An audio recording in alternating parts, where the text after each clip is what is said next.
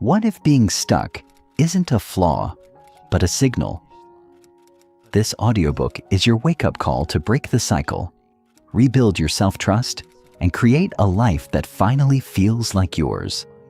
No more waiting. No more shrinking. Your breakthrough begins here. Press play and set yourself free. Introduction. Let's start with the uncomfortable truth. Most people spend years, sometimes decades, avoiding. You can build a beautiful life on the outside and still feel completely stuck on the inside. You can check every box, follow every rule, and still lie awake, wondering why your fire feels like it's dying. You can be high-achieving and deeply unsatisfied, smart, capable, surrounded by people, and still feel like you're slowly suffocating in a life that doesn't fit. No one talks about that part, the part where you should feel grateful, but you don't, where you know something needs to change, but you don't know where to begin, or worse, you do, but you don't trust yourself to follow through. This book isn't just about getting unstuck. It's about remembering who you are before. The world told you to shrink. It's about decoding the invisible patterns that keep you spinning, overthinking, people-pleasing, and doubting your way through life. It's about waking up. And once you see it, you can't unsee it. That's when the real shift begins. You don't just want change. You need it, not later. Now, because stuckness has a hidden cost, and it's steeper than we admit, being stuck doesn't always look dramatic. It rarely screams. Sometimes it whispers. You feel it in the tiny negotiations you make with yourself every morning, the way your dreams shrink so you can survive the day. You feel it in your body, the exhaustion that doesn't go away after sleep, the tension that lives in your shoulders, your jaw, your gut. You feel it when your joy feels distant, your clarity disappears, and your own reflection starts to look like someone you barely know. And yet, you function. You smile. You deliver, you scroll, you cope, you survive in a life that doesn't nourish you because you don't want to disappoint anyone, especially yourself. But here's the thing. Every day you stay stuck, you pay in energy, in time, in self-trust. Every day you postpone your becoming, your body keeps the score. And eventually, the gap between who you are and who you're pretending to be becomes too wide to cross. That's when it happens. The burnout. The crash. The quiet quitting of your own soul. But it doesn't have to get that far. This book is your turning point. If you've been waiting for a sign, a roadmap, a breakthrough, this is it. The 3-phase journey. This is not a passive read. This is a journey. And it moves in 3 powerful transformative phases. Phase 1. Break free. We'll dismantle the internal cages, perfectionism, fear, people-pleasing, self-doubt, and help you understand how you got stuck, not just, well, why. You'll learn the psychological patterns behind your paralysis and reclaim the permission you've been waiting for. Phase 2. Level up. Once you clear the mental clutter, we rebuild. Aligned action, self-leadership, boundaries that don't burn you out, purpose you can actually feel in your body will shift your identity, your habits, and your self-belief from the inside out. Phase 3. Thrive. This is where you stop hustling for your worth, where joy becomes your strategy, where sustainability replaces self-sacrifice. We don't just want you unstuck, we want you free, fulfilled, and thriving in a life that feels like yours. Each chapter builds on the last. Each lesson is crafted to pull you deeper into clarity, power, and action. This isn't hype. It's healing. It's work. But it's the kind of work that changes everything. What you won't find here. This is not a grind harder, manifest more self-help cliche wrapped in glitter. You won't find empty affirmations, toxic positivity, or productivity hacks designed to squeeze more output out of your burnout. This isn't about fixing you. You're not broken. You're blocked. And most of what's in your way isn't your fault, but it is. Now your responsibility to change it. You won't be told to just believe in yourself without being taught how. You won't be told to take big leaps without first building your safety net, and you won't be shamed for struggling.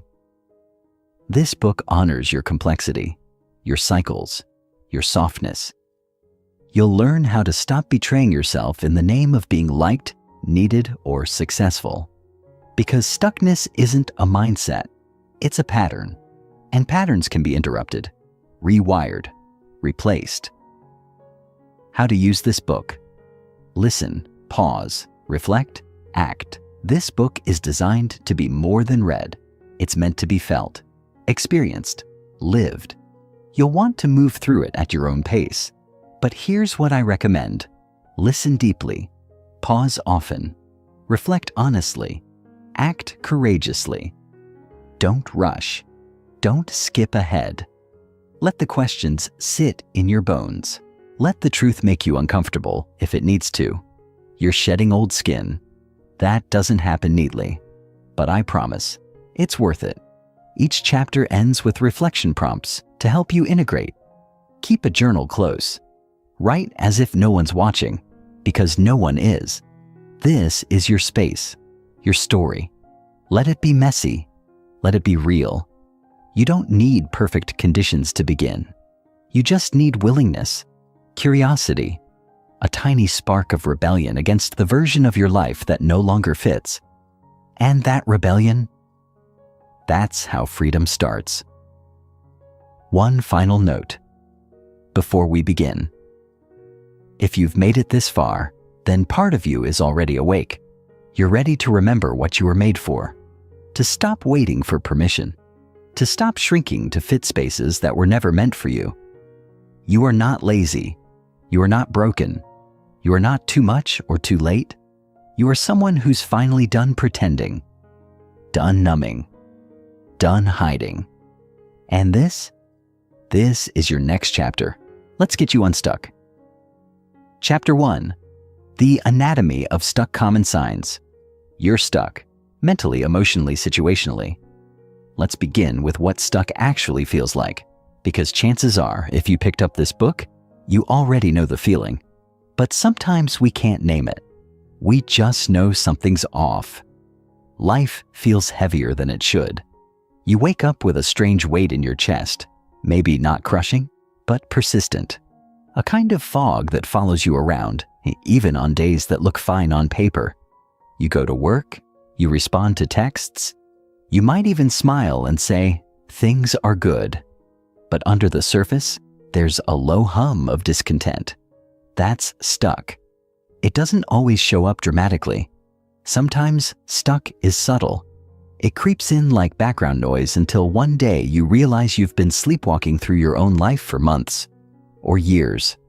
You might find yourself circling the same thoughts over and over again. You play out conversations that never happened.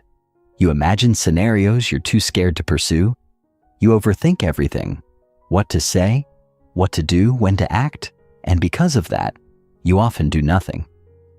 You feel exhausted even though you haven't done much. You procrastinate decisions, not because you don't care, but because the idea of making the wrong move feels paralyzing. And worst of all, you judge yourself for it. You internalize it. You begin to believe that you're the problem, not your circumstances, not the fear, not the exhaustion, but you. As if something is inherently broken inside you that needs fixing before you're allowed to move forward. And that lie, that quiet, damaging lie, is what keeps you stuck. Stuck can show up in your career, where you stay in a job that no longer challenges you, simply because it's safe. It shows up in relationships, where you keep shrinking yourself to avoid conflict or choose comfort over truth. It shows up in your personal goals, things you once cared deeply about that now feel distant and impossible. You might say, I'll get back to writing, or I'll start the gym again soon, but that soon keeps stretching farther into the horizon. Meanwhile, your self-trust erodes a little more with every unkept promise you make to yourself. This is the loop that being stuck creates. The more stagnant you feel, the more overwhelmed you become, and the harder it is to believe you can ever change. Root causes: fear, comfort, identity, loops. Now let's pull the curtain back a little more. Getting unstuck isn't just about doing more or pushing harder. If that were the answer, you wouldn't be listening to this book.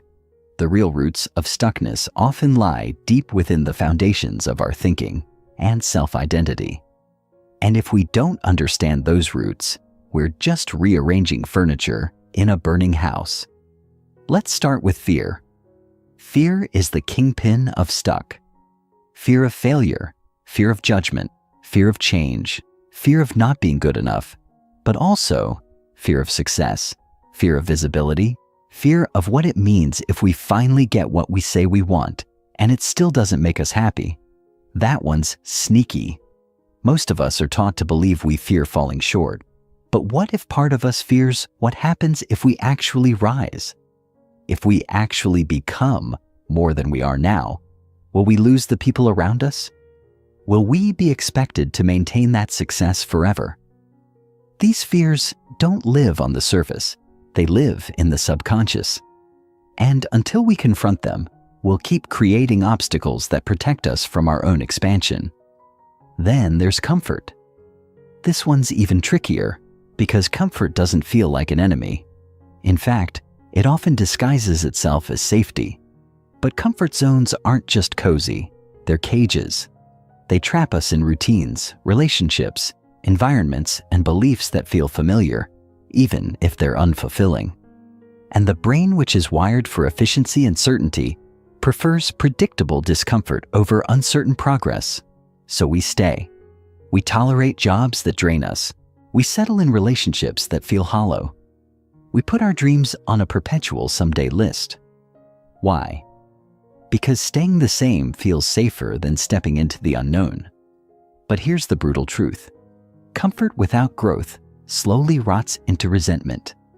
And then there's identity loops, the unconscious stories we tell ourselves about who we are and what's possible for us. Maybe you've labeled yourself as bad with money, or not the type who can stick to things, or just someone who needs structure to function. These labels become part of our operating system, and the more we repeat them, the more they solidify, until one day they become self-fulfilling prophecies.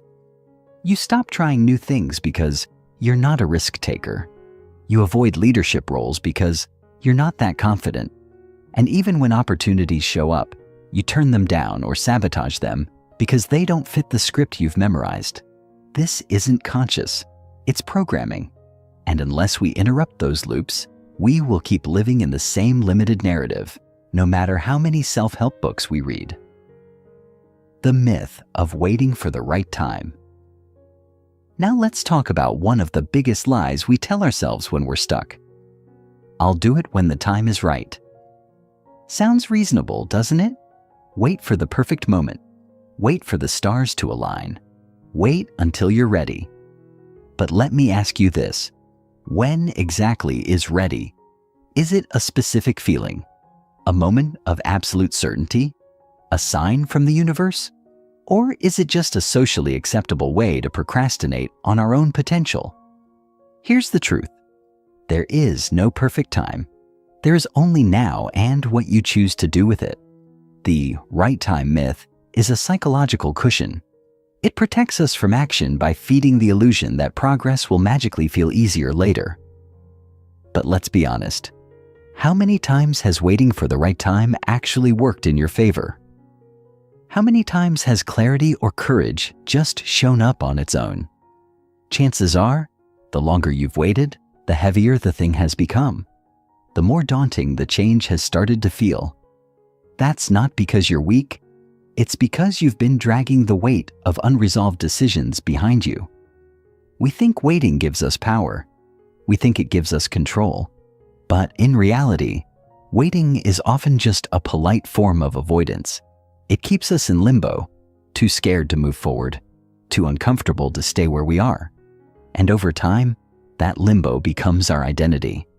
We start calling ourselves indecisive or unmotivated, but really we're just scared. Scared to start, scared to fail, scared to admit we don't have all the answers. But guess what? Nobody does. The people who move forward don't have less fear. They just stopped letting fear make their schedule. And you know what else happens when you wait for the right time? Life moves on. Opportunities expire. Energy fades. People change. And the version of you that was ready to try, she starts to disappear. Not all at once, but slowly. And you wake up one day, realizing you don't recognize yourself anymore. That's the cost of waiting. That's the quiet tragedy of stuckness. It steals you from yourself, one delayed decision at a time. Differentiating between rest and resistance. Before we wrap this chapter, there's one more important distinction we need to make. One that trips a lot of people up when they're trying to get unstuck. It's the difference between rest and resistance. Because when you're stuck, everything feels exhausting, and it's easy to confuse the need to pause with the urge to hide. Rest is essential. It's sacred. It's a conscious decision to give your mind and body space to heal, to recalibrate, to breathe. Rest says, I care about myself enough to stop. Resistance, on the other hand, is avoidance dressed as self-care. It's hitting snooze not because you need sleep, but because you don't want to face the day. It's watching one more episode, not to unwind, but to escape. Resistance often feels like rest, but leaves you more drained. It numbs you without restoring you. And the tricky part? Only you can tell the difference. That's why self-awareness is so crucial here. Ask yourself, does this choice leave me feeling more aligned with who I want to be, or less? True rest rejuvenates. Resistance delays. And when you're stuck, it's easier to lean into resistance because it demands less. No discomfort, no risk, just delay. But the cost is high. Every moment spent in resistance deepens the rut you're in. And eventually, it gets harder to climb out. So what do? Start by noticing. Without judgment, become an observer of your own behavior. Track your energy, your choices, your patterns. Ask better questions. Instead of, why can't I get motivated? Try, what am I avoiding right now? Instead of, what's wrong with me? Try, what do I need to feel safe enough to move forward? These small shifts in language create space for compassion, and compassion creates momentum. Getting unstuck doesn't start with massive action. It starts with gentle awareness, with the decision to stop spinning long enough to notice the pattern, with enough honesty to say, I'm not where I want to be, and enough courage to follow that truth into something new. It starts here, with this chapter, with your willingness to listen, to yourself most of all. And now that we've named the problem, we can begin to dismantle it. In the next chapter, we're going to meet the part of you that has the loudest voice when you're stuck, the inner critic, the saboteur, the voice that keeps you small, quiet, and scared. But don't worry, we're not here to kill it. We're here to understand it, because once we do, it loses its grip.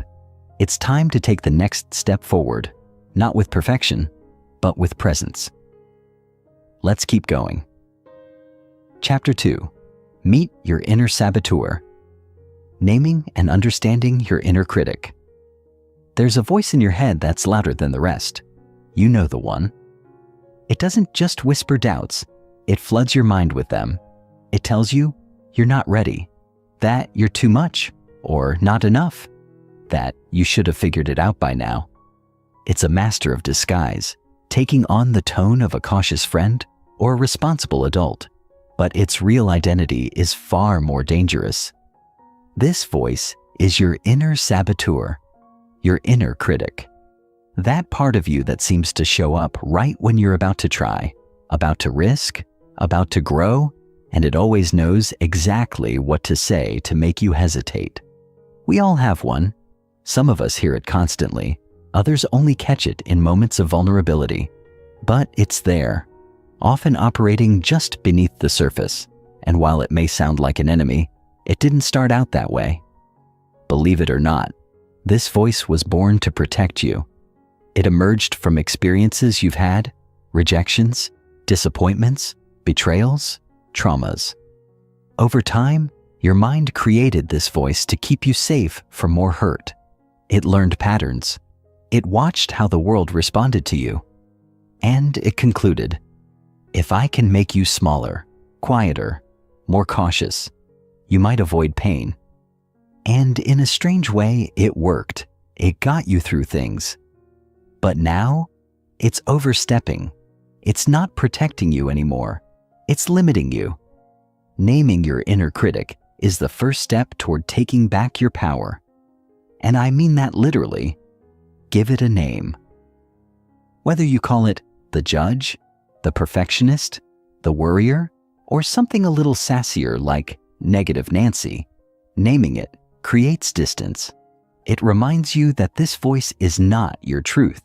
It's a filter, one you can question, interrupt, and ultimately reprogram. Because when we leave this critic unnamed, it becomes our default narrator. And no dream, no goal, no meaningful change can survive under a hostile narrator. The role of shame, comparison, and perfectionism. Your inner saboteur doesn't operate in a vacuum. It feeds off three toxic sources: shame, comparison, and perfectionism. Let's start with shame, the most invisible yet powerful of them all. Shame doesn't just tell you that you did something wrong. It tells you you are something wrong. It roots itself in the deepest parts of your identity and whispers that you're unworthy of love, success, or peace unless you perform a certain way. This isn't the shame that helps us grow after a mistake. This is corrosive shame, the kind that festers and spreads and keeps you from even trying, because the possibility of failure feels like proof of your worst fear, that you're not enough. Comparison is its close cousin. We live in a world that makes it almost impossible not to compare. Every scroll, every click, every highlight reel reminds you of what you're not doing, not achieving, not becoming. It tells you that you're falling behind, that everyone else has it figured out, that if only you were more disciplined, more attractive, more together, you'd be where they are. But comparison never shows the full picture. It hides the failures, the pain, the mess, and it convinces you to judge your internal reality against someone else's external image. Your inner critic loves comparison because it reinforces its favorite narrative, that you're not doing enough, and you, as you are, will never be enough. Then comes perfectionism, the slickest and most seductive trap of all. Perfectionism doesn't look like sabotage. It looks like high standards. It looks like productivity. It looks like you care deeply about doing your best. But under the surface, it's just fear in fancy clothes. Fear of being exposed. Fear of rejection. Fear of starting something you might not finish or releasing something you can't control. Perfectionism says, if it's not flawless, don't do it. And so you wait. You edit. You stall. You say you're not ready. And the world never sees the gifts inside you because they're stuck behind a wall of perfectionism built by your inner saboteur. Together, these forces create a toxic inner climate that makes it nearly impossible to grow. They warp your self-perception and create an environment where fear thrives and self-trust withers. And the longer you let these forces run the show, the more they become your default operating system. But here's the beautiful part. Awareness is the beginning of liberation. Once you know what's happening, you can interrupt it. You can stop believing everything your inner critic says. You can question shame. You can unfollow comparison. You can lower the volume on perfectionism. It won't happen overnight, but it can happen. And it starts with telling the truth about what's going on inside you. Inner scripts that lie to you. Your inner saboteur isn't just loud, it's clever. It doesn't scream obvious insults. It writes scripts. Scripts that sound just true enough to be believable. And over time, you internalize these scripts as facts. You repeat them until they become beliefs, and beliefs become behavior. Some of these scripts are direct. You'll never succeed. You always mess things up. Others are more subtle. Don't get your hopes up. Better not try. It probably won't work anyway. These scripts are often borrowed. Maybe they were handed to you by a critical parent or a dismissive teacher. Maybe they formed after a painful breakup or a public failure. Wherever they came from, they aren't objective truth. They're interpretations filtered through the lens of hurt. And yet, they run silently in the background, shaping your choices, your risks, your voice. One of the most common scripts is, if I don't do it perfectly, I shouldn't do it at all. This script kills more dreams than failure ever could. It keeps you in planning mode forever. Another one? Who do you think you are? This one is brutal. It attacks your self-worth at the root and convinces you that you're being arrogant just for trying. It tells you that visibility equals vulnerability, and that vulnerability is unsafe. Then there's the classic. You should be further along by now. This one creates pressure. It makes you feel behind. It attaches your worth to your timeline and your timeline to other people's achievements. And just like that, your inner critic hijacks your progress by making you feel like you're already late to your own life. But these scripts are not fixed. They can be rewritten. The first step is catching them in real time. Notice when you hear that voice. Is it trying to keep you safe or keep you small? Is it warning you or shaming you? Ask yourself, would I speak to a friend this way? If not, it doesn't belong in your inner dialogue. Start replacing those old scripts with new ones, even if you don't fully believe them yet. Try. Progress matters more than perfection. Or, it's okay to be a beginner. Or, I'm allowed to take up space. These aren't just affirmations. They are interruptions. Every time you speak a kinder truth, you loosen the grip of that old voice. You create cracks in the armor of your inner saboteur, and light gets in. Turning awareness into action. Now you might be wondering, okay, I hear the voice. I recognize the scripts. I've even named my inner critic. But how do I actually change? Awareness is powerful, but awareness alone doesn't transform your life. Action does. And here's where many people get stuck. They think action has to be big, dramatic, or public. But when it comes to disarming your inner critic, action is often small, quiet, and internal. The most powerful actions are the ones that prove your inner saboteur wrong in real time. That might mean saying yes to a project even though you feel unqualified. It might mean posting something creative even though it isn't perfect. It might mean taking one brave step towards something your inner critic told you was off limits. These actions don't silence the voice, but they discredit it. Over time, the more you act in alignment with your potential, not your fear, the quieter the critic becomes. Not because it stops talking, but because you stop believing it. Another action? Rewriting the story you tell about past failures. Your inner saboteur thrives on using your past as evidence against you. It says, remember that time you tried and failed? That's why you shouldn't try again? But failure is only evidence if you treat it that way.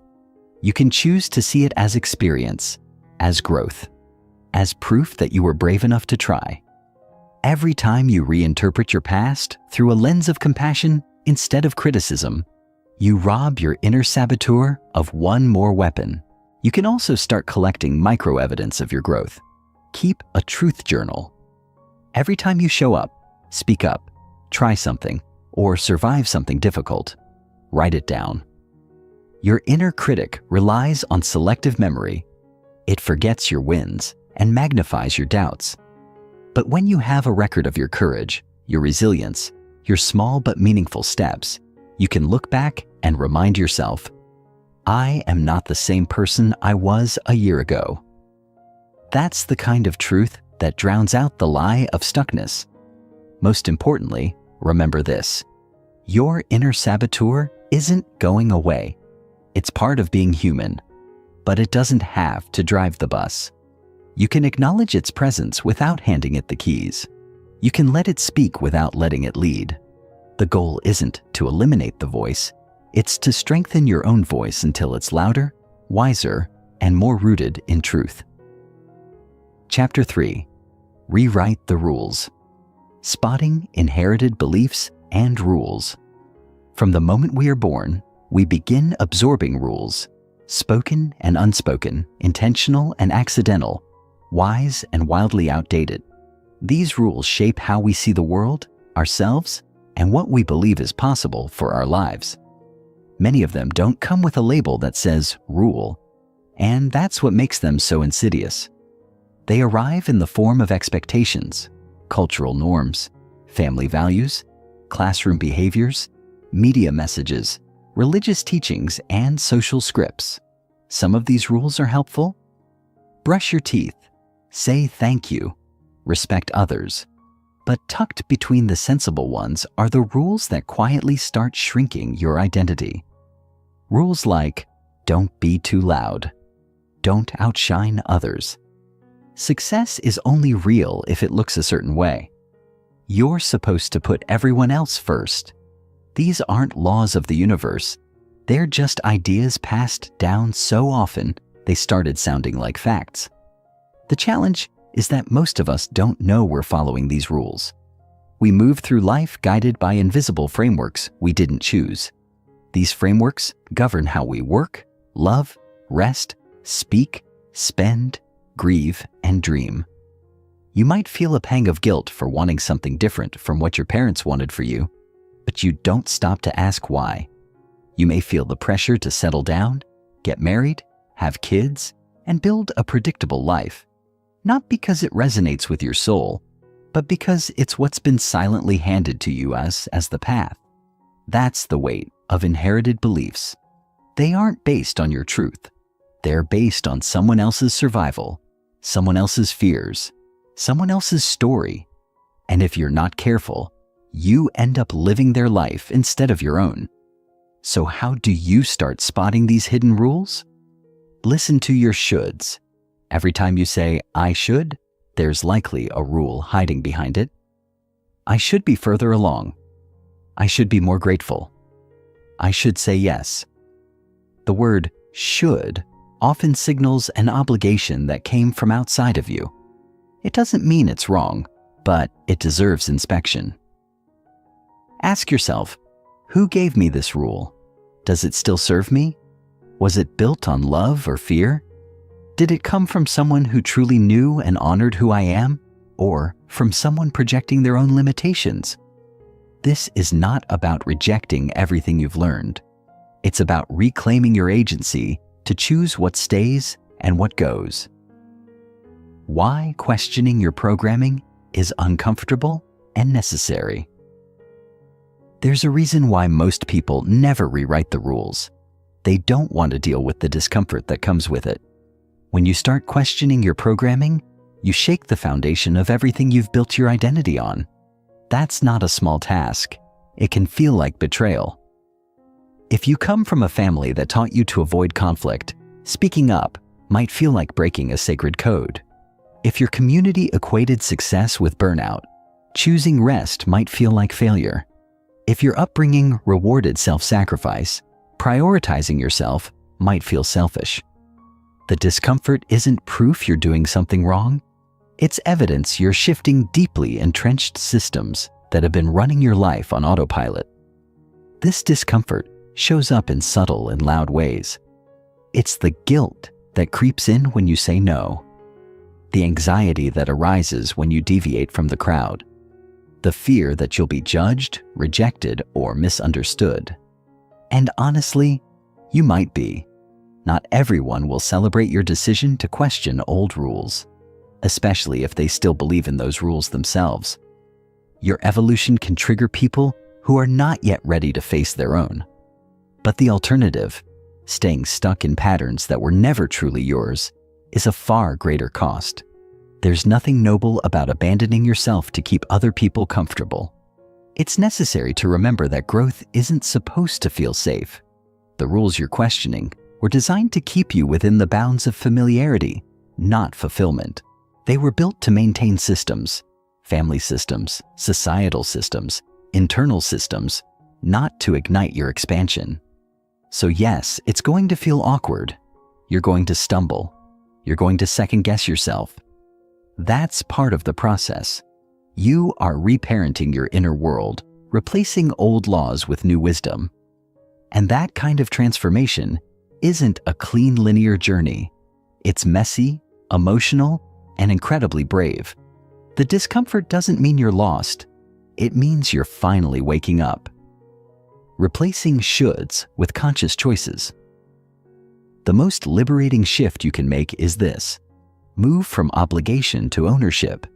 That means replacing shoulds with conscious choices. It means pausing long enough to ask yourself what you truly want, not what will get you approval, not what will earn you praise, not what will keep the peace, but what actually aligns with your values, your vision, your voice. This isn't about being selfish. It's about being sovereign.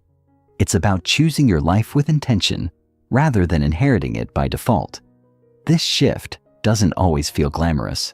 Sometimes it means sitting quietly with hard questions.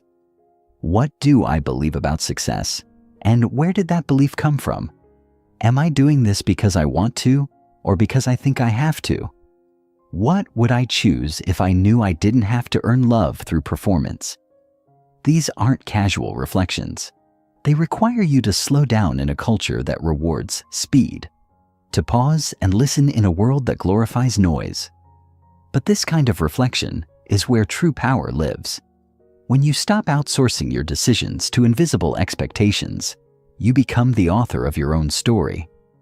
Let's be clear, not every should is wrong.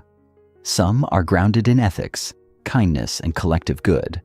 But if a should is draining you, boxing you in, or making you betray yourself, it's time to rewrite it. And the way you do that is simple, but not easy. You choose differently, one decision at a time. You say no even when it disappoints someone. You say yes even when you're afraid. You change direction even when you're not sure how it will look.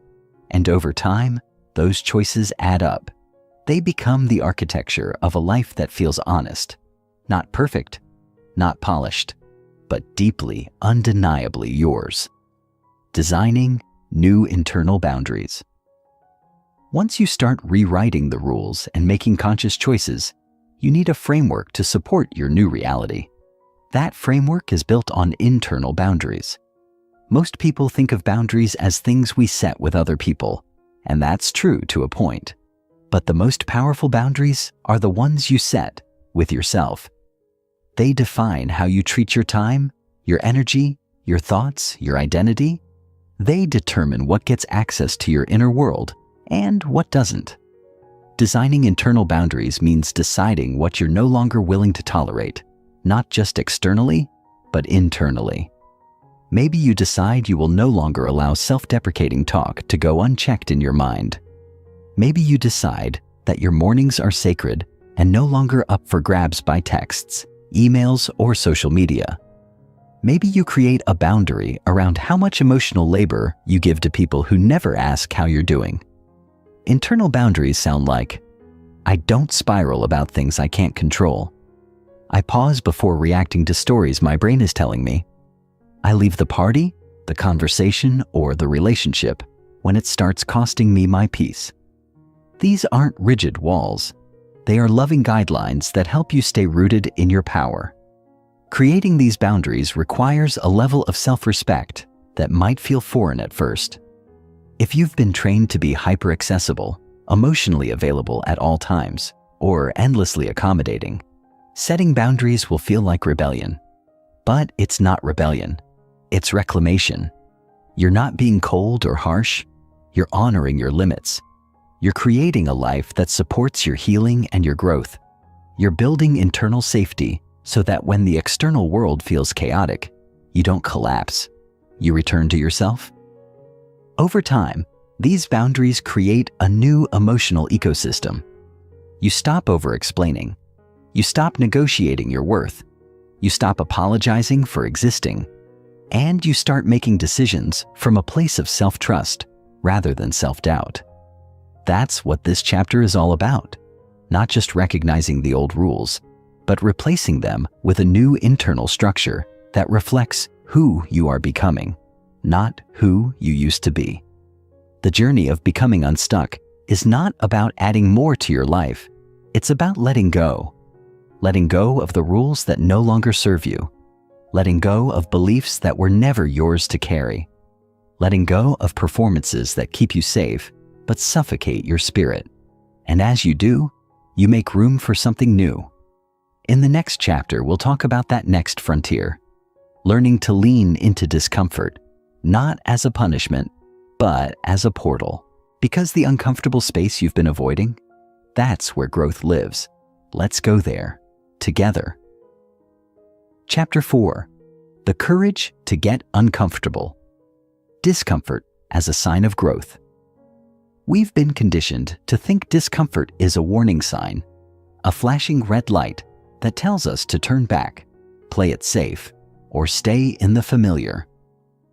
But here's the truth that most people avoid confronting. Discomfort is often the only sign that you're growing. It is the heat that molds iron into strength, the pressure that turns coal into diamond, the resistance that builds the muscle of your character. When you step outside your comfort zone, when you apply for the job you're sure you're underqualified for, speak a truth you've kept hidden, end a relationship that no longer reflects your worth, you're not doing something wrong. You're stretching. You're expanding. You are, perhaps for the first time in a long while, becoming real. It's easy to chase certainty and mistake it for peace, but comfort can be deceiving. It doesn't always mean alignment. Sometimes, what feels comfortable is just familiar pain. It's the loop you know, the ache you've made room for, the pattern that's become a second skin, even if it chafes your spirit. That's why when you finally dare to disrupt it, your nervous system lights up like a storm. Your brain starts screaming, danger, retreat. But that's not always fear of failure. Sometimes it's the fear of success, of finally stepping into a version of you that your past self never believed was possible. And yes, it's disorienting. But discomfort doesn't mean destruction. It means rebirth. Like a seed cracking open underground, growth always begins in darkness, in pressure, in the place where you're forced to trust without knowing what comes next. Every meaningful transformation in your life will require you to walk through some form of discomfort. It will ask you to sit in the fire of uncertainty and let old identities burn away. It will nudge you to release control, to stop clinging to outcomes, to let the truth rise even when it terrifies you. Discomfort is not the enemy. It's a compass. It points you toward the edge of your current self and dares you to go beyond. And while you can't always choose what discomfort looks like, you can choose what it means to you. You can let it paralyze you, or you can let it be the proof that you're doing something brave, something real, something that matters. Risk versus regret, the long game. When we avoid discomfort, what we're often trying to avoid is risk. The risk of failure, embarrassment, disappointment, rejection. And that makes sense. The brain is wired to seek safety, and risk feels like danger. But what if we reframed the equation? What if the real danger isn't risk, but regret? What if the cost of never trying is far greater than the cost of failing? Because here's the thing. Failure is momentary, but regret is corrosive. It doesn't go away with time. It deepens. It lingers in your bones and whispers, "What if?" when the room is silent.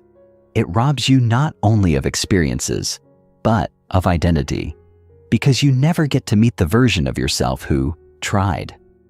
It's tempting to live cautiously, to make choices that are easy to explain, to follow paths that others approve of.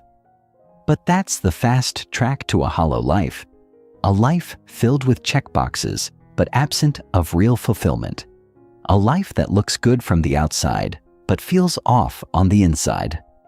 When you choose safety over truth again and again, you don't just miss out on opportunities. You disconnect from your own potential. You start shrinking your dreams to match your fears instead of expanding your courage to match your vision. You convince yourself that someday is noble, but someday is not a plan. It's a hiding place. Ask yourself, 10 years from now, what will matter more? The risk you took or the regret you didn't face? Will you remember the awkwardness of putting yourself out there, or the pride of knowing you had the guts to show up? Will you mourn the job you didn't get, or the life you didn't build because you were too scared to apply? Playing the long game means zooming out far enough to see beyond the discomfort of now and into the legacy of later. It means understanding that courage is not about fearlessness. It's about moving forward despite fear. And every time you choose risk over regret, you cast a vote for the person you're becoming, not just the one you've been. The tiny brave strategy. So how do you move through discomfort without being consumed by it? You don't need to leap off cliffs or blow up your whole life overnight. You need what I call the tiny brave strategy. It's the practice of doing small brave things every day. Things that stretch your edges just enough to build resilience without snapping your nervous system. Tiny brave might look like asking a question in a meeting when you usually stay quiet, sending a pitch email you've been avoiding, saying no without offering a lengthy excuse, telling someone how you really feel. These aren't massive acts of rebellion, but they are micro movements of self-honoring.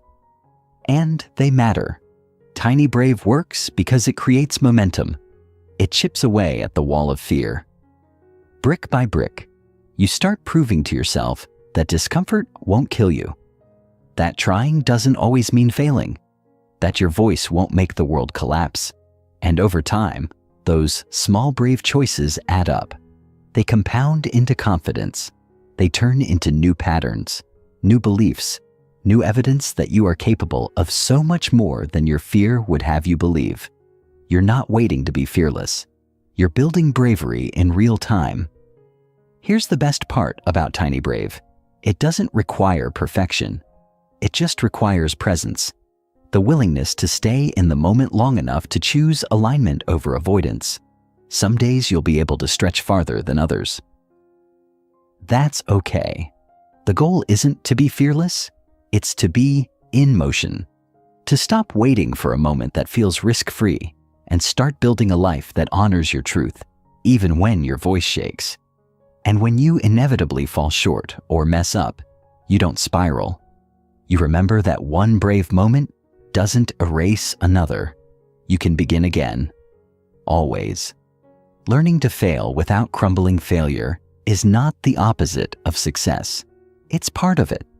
But we're rarely taught how to fail well. We're taught to fear it, to avoid it, to treat it like a scarlet letter. So when we do fail, and we all do, it often feels like proof of inadequacy instead of evidence of effort. But the people who live fully, who create, lead, and innovate, they aren't the ones who never fail. They're the ones who fail and don't crumble. The ones who know how to extract the lesson without internalizing the loss. The ones who see failure not as a verdict, but as feedback. Learning to fail without crumbling starts with separating who you are from what you do. You are not your mistakes. You are not your rejections. You are not the launch that didn't land or the dream that unraveled.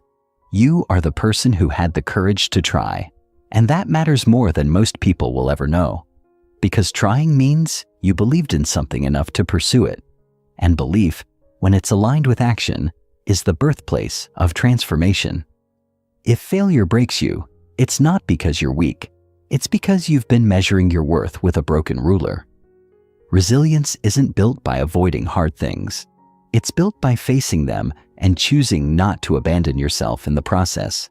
So when you fall, catch yourself with compassion.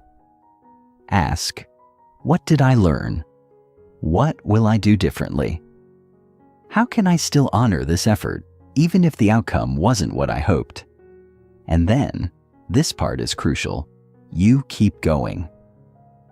Not because you're unshaken, but because you've remembered that your mission is bigger than your momentary fear. Because the person who keeps trying, even after the fall, is the one who eventually rises, not by chance, but by choice. To grow, you must let go of the lie that comfort is the goal. You must learn to see discomfort, not as punishment, but as a passport, your access point to everything worth becoming. Growth lives just beyond your current identity, and you'll never get there by staying small. You get there by getting uncomfortable, by choosing risk over regret, by practicing tiny brave, by learning how to fail and still keep your heart open. This isn't easy work, but it's sacred, and you're doing it. In the next chapter, we'll talk about the loops we get stuck in, mental, emotional, behavioral, and how to finally break free from them. Because the goal isn't just to stretch, it's to create momentum that lasts. Let's go break the loop. Chapter 5, Break the Loop, Escaping Cycles of Overthinking and Procrastination. There's a moment, right before action, where the mind has a choice, lean in or pull away. And for many of us, this moment becomes a trap, a loop, a cycle that repeats itself under different names: overthinking, procrastination, hesitation. You may dress it up with logic. I'm just not ready. I need more time. I'm being thoughtful. But underneath, it's the same pattern. You spin, you stall, you silently suffocate in a swirl of second guessing. And if you've lived here long enough, it doesn't just feel normal. It feels responsible. Because overthinking masquerades as wisdom. It mimics preparation. But what it really does is protect you from risk by keeping you in pause mode indefinitely. It starts with a small uncertainty, a text you don't respond to, a task you keep pushing off, a conversation you avoid. Then the mind gets involved, wrapping its tendrils around the moment, dissecting it until it becomes unrecognizable. You start replaying scenarios, predicting every outcome, and planning for every potential failure. You convince yourself that you're being thorough, when really, you're just scared. Scared of rejection, scared of discomfort, scared of being seen trying. And the longer you stay in the loop, the more you believe the lie that you'll act once you feel ready. But readiness is a myth that lives on the other side of movement. It's not something you wait for. It's something you build. Procrastination isn't laziness. It's mismanaged emotion. It's your nervous system trying to delay exposure to fear, uncertainty, or inadequacy.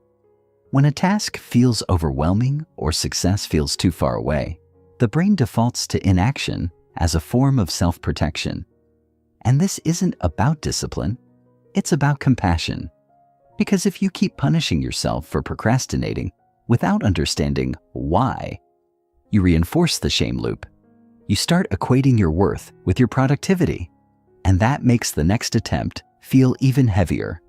The escape doesn't start with doing. It starts with noticing, with saying, I see the loop, I'm in it, and I choose to step out. The role of motion, imperfect action over perfect planning. If overthinking is the enemy of progress, then motion is its antidote. Not perfect plans, not flawless strategy. Motion. Actual tangible movement. It doesn't have to be big. It doesn't have to be public. It just has to happen. Because clarity isn't born from analysis. It's born from action. You don't think your way into confidence. You do your way there. One step, one micro-decision, one imperfect attempt at a time. The magic is not in waiting until every star aligns. It's in learning to dance in the mess, to build while unsure, to keep showing up even when the finish line feels invisible. Imperfect action is how you reclaim momentum. When you drop the pressure to get it right, you create space for experimentation. You give yourself permission to suck, to stumble, to revise in real time. And that's not sloppy, it's strategic, because action creates feedback. Feedback creates learning. Learning creates refinement. The loop only breaks when you stop thinking in extremes. Either I do it perfectly, or I don't do it at all. Perfectionism might feel noble, but it's just fear in a nicer outfit. It's the voice that says, if I can't guarantee success, I won't try at all. And that voice? It's not serving you. Start where you are with what you have. If the task feels too big, shrink it. Make the first step so ridiculously small that resistance has no room to argue. If you can't write the chapter, write the sentence. If you can't clean the whole room, organize one drawer. If you can't run the mile, put on your shoes. Movement begets movement. You don't need motivation to begin. You need to begin to generate motivation.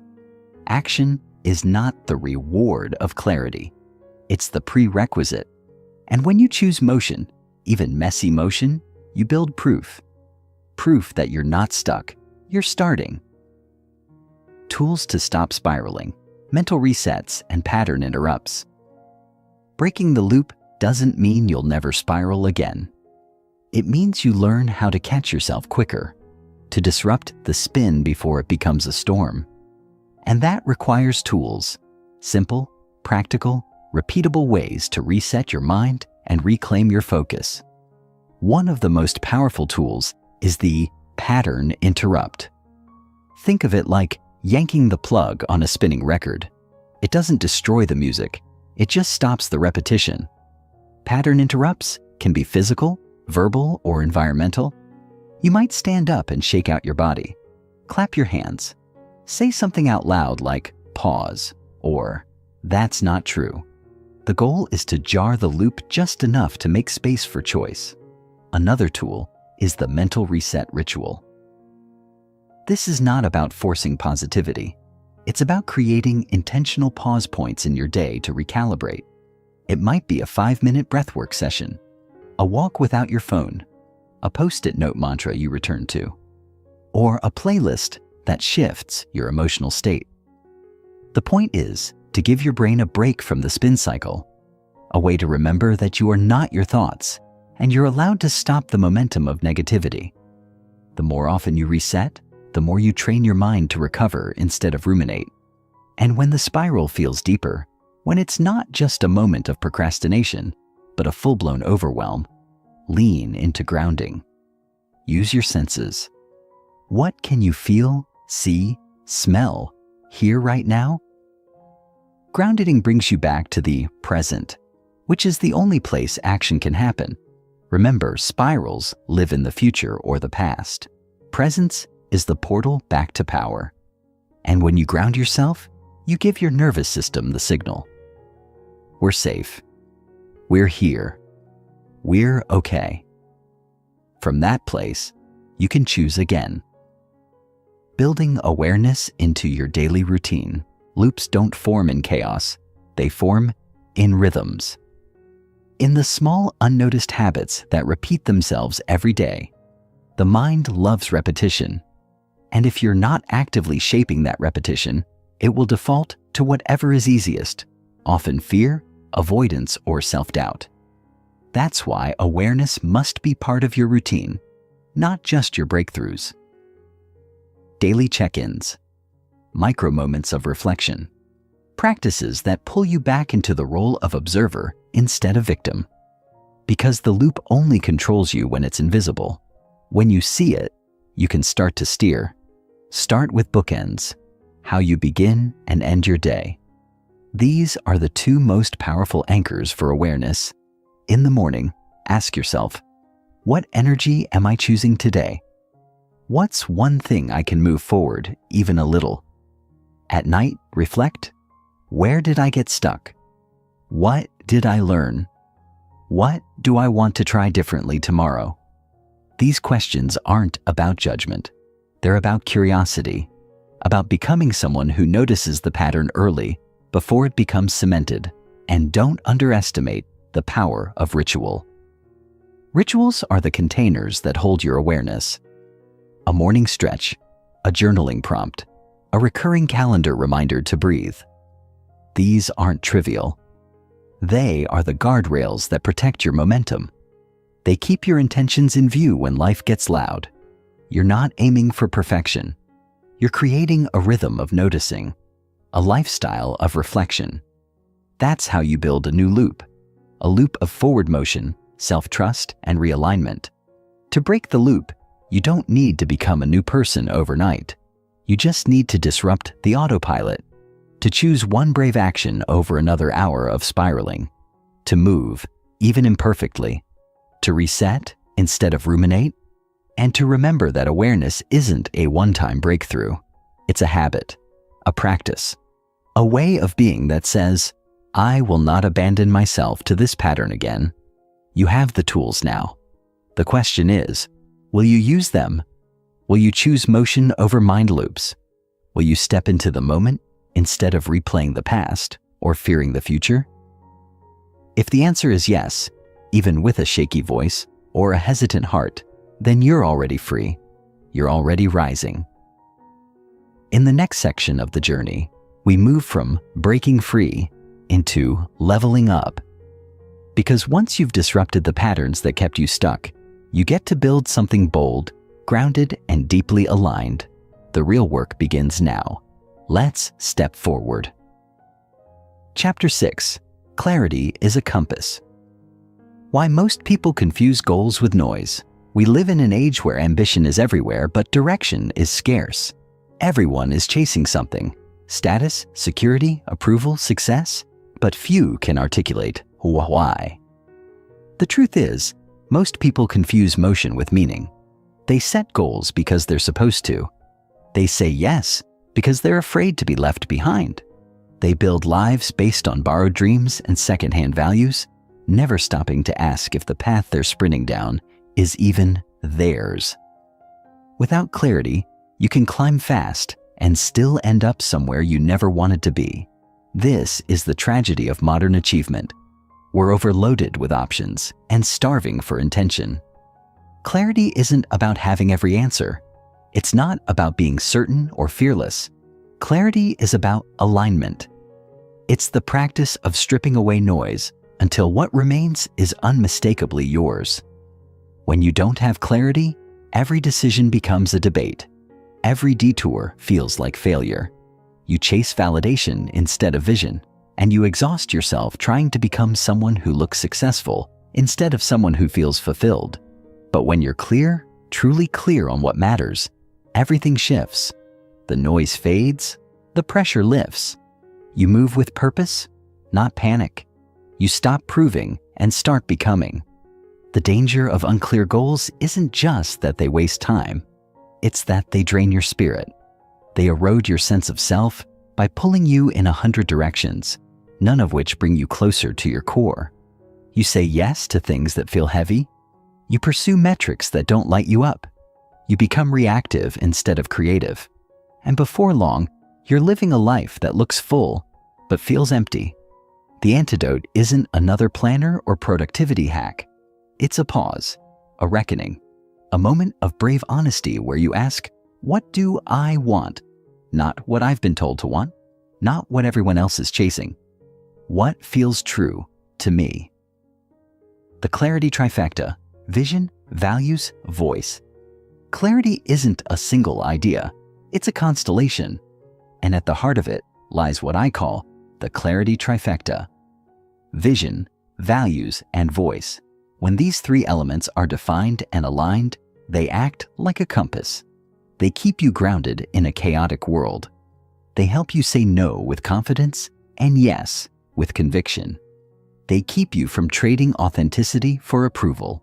So let's break each of them down, not as abstract concepts, but as practical pillars that shape the way you live, choose, and grow. Your vision is the picture of the life you're building, not just the outcomes, but the feeling you want to wake up to. It's about how you want to move through the world, what you want to contribute, and who you want to become. Vision isn't a 5-year plan. It's a felt sense of direction. It's what anchors your actions in meaning. Without vision, progress feels like pressure. With it, even hard days have purpose. To uncover your vision, ask yourself, what does success feel like, not just look like? What kind of energy do I want my life to run on? Who do I admire? Not for what they have, but for how they show up. Your values are your non-negotiables. They're the principles you refuse to betray even when no one's watching. Values give your vision integrity. They protect your soul from being sold in the name of productivity. When you define your values, you become unshakable. You stop compromising for convenience. You walk away from opportunities that aren't aligned, not because they're bad, but because they're not you. And here's the key. Your values don't have to be trendy or impressive. They just have to be yours. Maybe you value depth over speed, peace over performance, integrity over optics. Whatever they are, name them, claim them, live them. And finally, your voice. This is the expression of your truth. Your voice is how your clarity comes alive in the world. It's the way you set boundaries, ask for what you need, and share your perspective. When you silence your voice, you abandon your clarity. You start living for others instead of from within.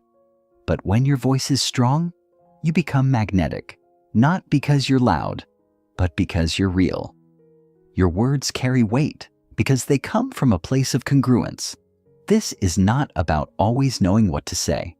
It's about being willing to say something that's honest, even when it's hard. Eliminating goal clutter. Just like physical clutter, mental clutter weighs you down, and one of the biggest sources of that clutter is unfiltered goals. These are the aspirations you inherited, absorbed, or accepted without examining. They pile up quietly, some disguised as obligations, others dressed up as dreams. And before long, your mental space is crowded with shoulds and half-finished pursuits. This clutter creates paralysis. It becomes harder to prioritize, to focus, to move. And worse, it disconnects you from your internal compass. You start following calendars instead of calling. You confuse being busy with being aligned.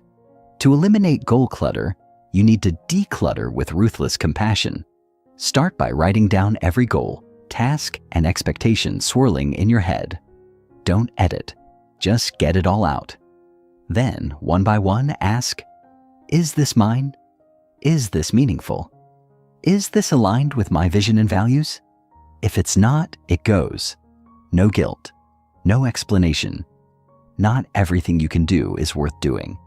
Not every invitation is an obligation. Releasing a goal doesn't mean you've failed.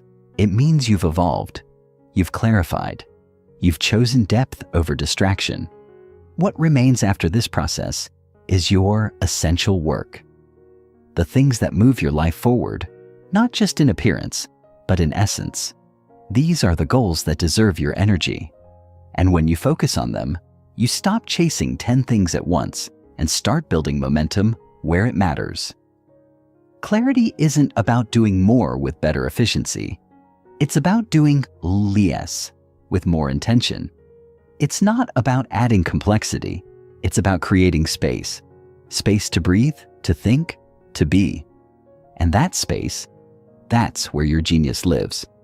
Saying yes with intention clarity gives you the power to say yes, not reactively, but intentionally.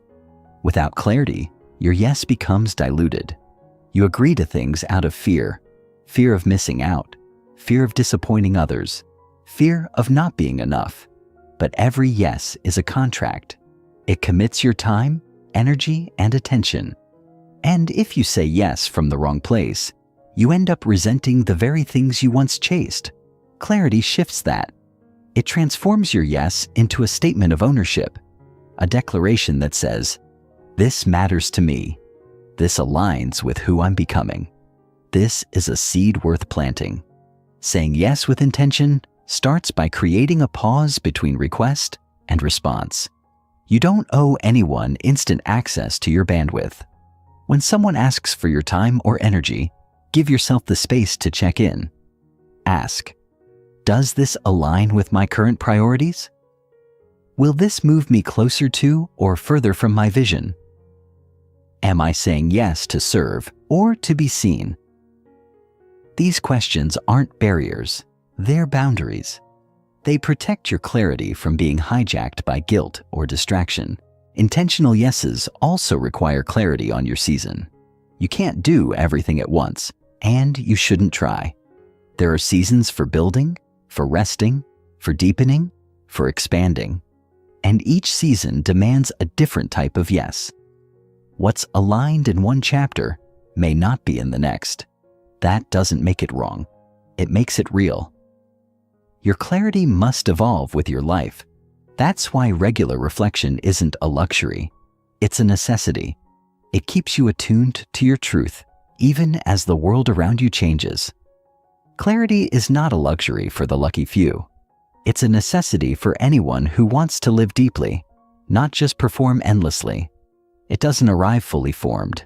It's forged through curiosity, honesty, and 1,000 brave micro-decisions. It's what keeps you from burning out on the wrong mountain. It's what helps you notice when your goals are no longer aligned with your growth. It's what whispers in a world full of noise. This way. Not because it's easy, not because it's popular, but because it's yours. As we move deeper into this phase of the journey, level up, you'll learn to pair your clarity with systems, habits, and identity-based action. Because clarity without follow-through is just philosophy. But when you bring it to life through your routines, your choices, and your daily presence, it becomes power. Quiet power. Rooted power. The kind that doesn't need to shout because it knows exactly where it's going. And you're going somewhere real. Let's keep walking. Chapter 7. Real Discipline. For Real People. Why willpower isn't your problem. Discipline has long been sold as a product of brute force, the myth that if you just had enough willpower, you'd be unstoppable. That if you could wake up earlier, grind harder, resist longer, you'd finally reach that polished version of yourself you imagine in quiet moments. But real life doesn't work like a montage. Willpower is unreliable, fleeting, and often absent when you need it most. It's not because you're weak. It's because willpower was never meant to carry the weight of your entire transformation. What you need isn't more inner force. It's more inner infrastructure. Most people who think they lack discipline are actually just exhausted, not lazy, not unmotivated. Exhausted from perfectionism, decision fatigue, self-judgment, and the constant mental gymnastics of trying to do everything at once. They don't need more grit. They need more grace and structure. They need a way of living that supports their energy instead of draining it. The truth is, the people who appear most disciplined aren't the ones with the most self-control. They're the ones who've designed their lives to require less of it. They've built environments, systems, and rhythms that do the heavy lifting for them. We're not meant to white-knuckle our way through life. If every action feels like a battle against yourself, something is off. The goal isn't to overpower your resistance. The goal is to understand it. Resistance is information. It's your inner signal that something is misaligned, overwhelming, or unprocessed. When you listen to it, not to obey it, but to decode it, you begin building discipline from the inside out. A discipline that isn't loud or rigid, but calm, steady, and sustainable. the kind that doesn't crumble the moment life throws a curveball. Designing frictionless habits. Habits that last don't require superhuman effort. They require smart design. One of the most powerful ways to build discipline is to reduce the friction between you and the behavior you want to repeat.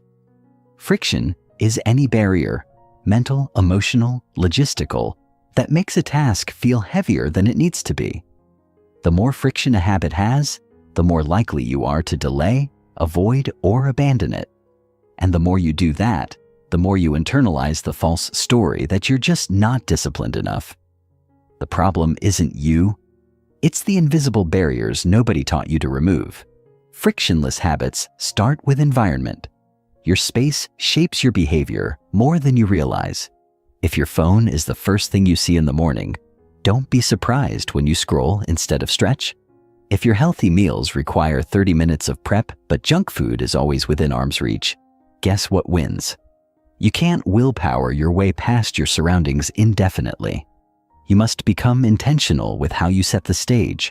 That means putting your journal next to your bed, setting out your workout clothes the night before, prepping meals in advance, making the right choice the easy choice. But friction isn't just physical, it's also mental. The stories you tell yourself about what something requires can inflate its weight unnecessarily. If you believe working out means an hour of intensity, you'll avoid it when you're tired. But if you redefine it as 10 minutes of movement, suddenly it feels doable. The key is to lower the activation energy, the amount of effort required to begin. Because once you start, momentum often takes over. Discipline is less about big wins and more about reducing resistance to small, repeatable actions that compound over time. Systems over motivation. Motivation is emotional weather. It changes constantly. It's influenced by sleep, mood, hormones, stress, environment, and 1,000 invisible factors. It cannot be your foundation. Discipline built on motivation will always be fragile. What you need instead are systems, structured, repeatable processes that reduce decision fatigue and automate your progress. A system doesn't wait for you to feel ready. It builds readiness into your routine. And the best systems are simple, flexible, and scalable. They don't break when life gets messy. Think of a system as a choreography for your future self. It's a pre-made agreement between who you are now and who you want to become.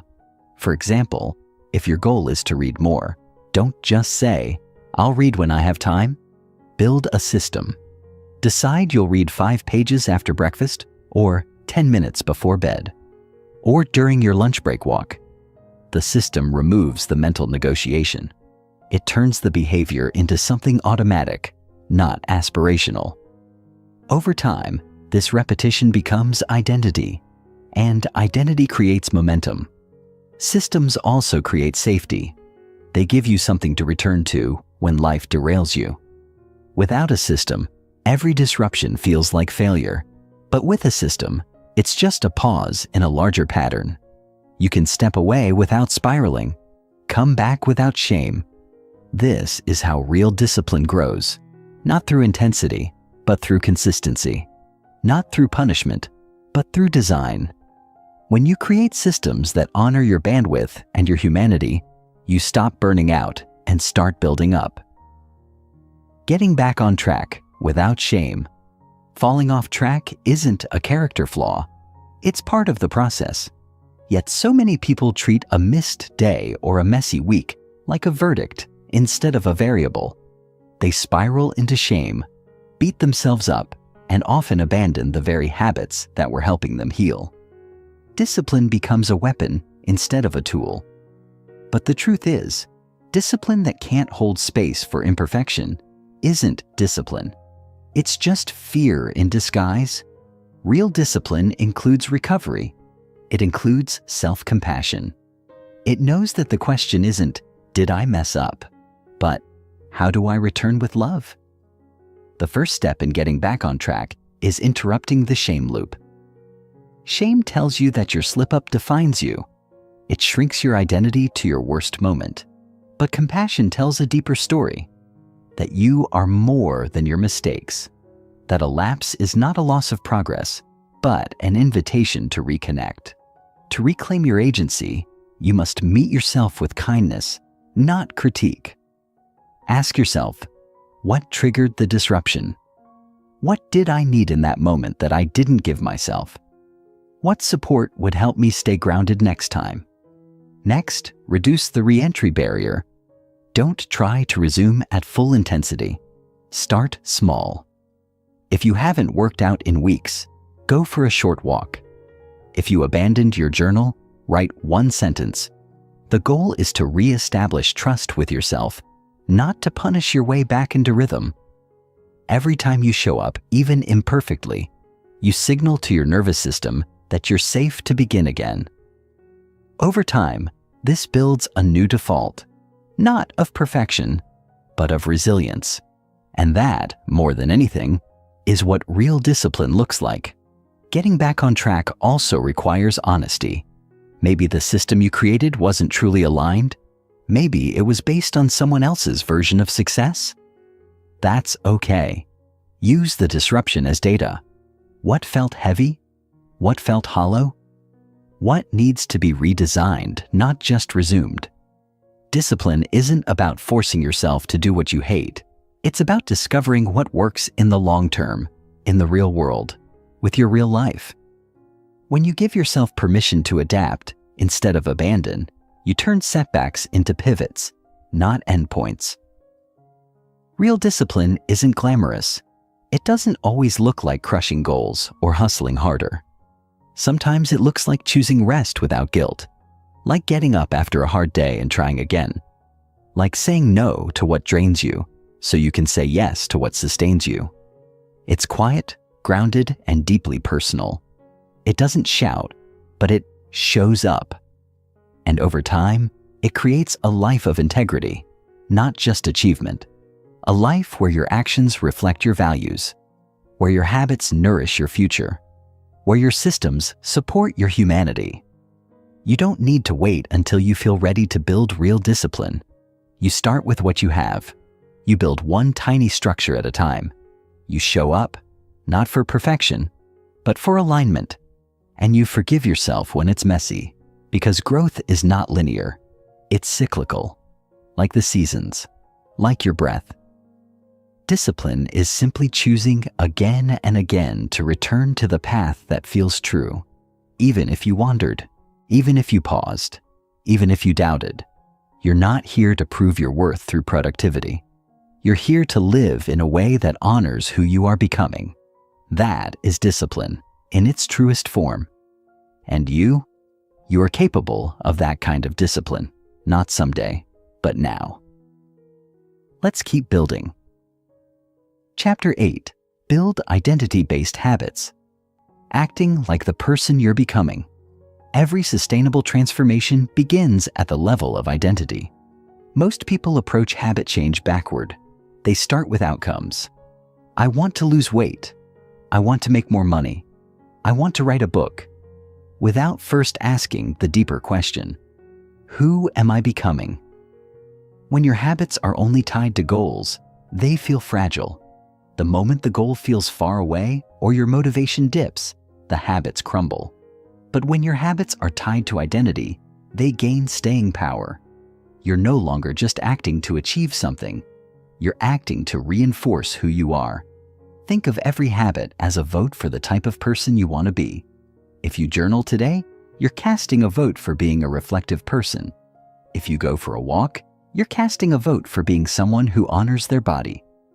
Every small, seemingly insignificant choice builds a bridge between who you are and who you're becoming. The goal isn't to be perfect. It's to be consistent enough that your new identity starts to feel natural. Not a costume you wear, but a skin you grow into. This is how real change roots itself. Not through intensity, but through repetition tied to meaning. When your actions are congruent with your desired identity, you start building internal harmony. There's less resistance because you're not trying to force yourself into behavior. You're living it. You're not just doing productive things. You are a focused person. You're not just working out. You are someone who values energy and health. The more this self-image solidifies, the easier it becomes to act in alignment with it. Identity-based habits are not about striving. They're about remembering, calling forward the version of you that already exists beneath the surface and letting your behavior reflect that truth. Habit stacking with identity in mind. When building identity-based habits, the key is to integrate them into the rhythm of your existing life. One of the most effective tools for doing this is habit stacking, the process of pairing a new habit with an existing one, so it becomes easier to remember and execute. But the most powerful habit stacks are not just convenient, they are identity affirming. They reinforce not only a behavior, but a belief. This is who I am now. And when done right, they feel seamless, not forced. Let's say you already make coffee every morning. That's a perfect anchor. You can pair it with a habit that reinforces your identity.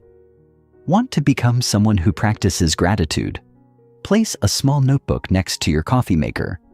Every time you brew, jot down one thing you're grateful for. Want to become someone who prioritizes movement? Stretch for 2 minutes while your coffee steeps. These micro habits might seem small, but their power lies in their accumulation and in the identity they reinforce every single day. The magic of habit stacking is that it removes the need for motivation. You're not relying on willpower to remember what to do. You're tying new behaviors to reliable triggers. Your brain loves patterns, and once a stack becomes automatic, you no longer have to think about it. Over time, your identity shifts, not because you made dramatic changes, but because you consistently layered new behaviors onto existing rituals. The stack becomes a scaffold for your evolution. And when these habits are chosen intentionally to match your values and vision, you begin to embody the future version of yourself in the now. The power of small wins. In a world obsessed with dramatic before and after stories, we often overlook the quiet power of small wins. Yet it's these subtle victories, getting out of bed when it's hard, saying no when you want to people please, showing up when you'd rather check out, that build real confidence. Not performative confidence, but earned confidence. The kind that says, I can trust myself. That trust is what makes identity-based habits stick. You stop seeing yourself as someone who tries to change and start seeing yourself as someone who does. The brain is wired to respond to progress, not perfection. Each time you complete a habit, no matter how small, you get a hit of dopamine, reinforcing the behavior and making you more likely to repeat it. This reward loop is how momentum builds. But the real transformation happens when those small wins start to shift your internal narrative. You no longer say, I'm trying to get healthy. You say, I'm someone who takes care of my body. You no longer say, I hope I can be disciplined. You say, I'm someone who shows up. These identity statements are not affirmations you force. They are reflections of consistent evidence. Small wins also create resilience. When life gets chaotic, massive changes feel impossible, but small wins remain accessible. They are your anchor when everything else feels unsteady. They remind you that progress doesn't disappear just because circumstances get hard. In fact, those are the moments when your identity is solidified most deeply. Not in the ease, but in the effort. Not in perfection, but in presence. When you can still show up in the smallest way, even when everything in you wants to give up, that's when you know the shift is real. Staying consistent when life is chaotic. One of the biggest myths about habit formation is that it requires perfect conditions. That if your schedule's off, your energy's low, or your world is spinning, it's not worth trying. But the truth is, life is always a little chaotic. Waiting for calm to commit is like waiting for silence to sing. What you need isn't ideal circumstances, it's adaptable strategies. Consistency doesn't mean never missing a beat. It means knowing how to dance with the rhythm, even when it changes. Identity-based habits thrive when they are flexible, not fragile. Start by defining your minimums. Your minimums are the smallest version of your habit that still counts as a win. They are not fallback plans. They are your non-negotiable identity anchors. If your ideal is a 30-minute workout, your minimum might be 5 squats and a stretch. If your ideal is journaling a page, your minimum is writing 1 sentence. These are not signs of lowered standards. They are signs of resilience. They keep you connected to your identity even when your bandwidth is low. They say, "This still matters to me even now." Next, build in recovery. Sustainable consistency includes rest. Burnout often masquerades as laziness, but it's not. It's a signal that something needs to shift. Maybe your habit load is too heavy. Maybe you're chasing too many versions of success at once. Maybe you're expecting yourself to perform without replenishing. Real consistency includes cycles. Push and pause. Focus and float. When your habits reflect this rhythm, they become sustainable. And when they're sustainable, they become part of your identity. Not because you force them, but because you live them. Chaos doesn't have to derail your growth. In fact, it's in chaos that your habits are tested and refined. If a habit only works in ideal conditions, it's not really integrated. But when a habit survives disruption, because it's tied to your identity, supported by systems and grounded in grace, it becomes unshakable. And when you know your habits can bend without breaking, you begin to trust yourself in a new way. Not because everything is under control, but because you are. When you stop trying to fix yourself and start showing up as the version of you that already exists beneath the noise, everything changes. Your habits stop being desperate attempts to earn worth. They become daily expressions of your becoming.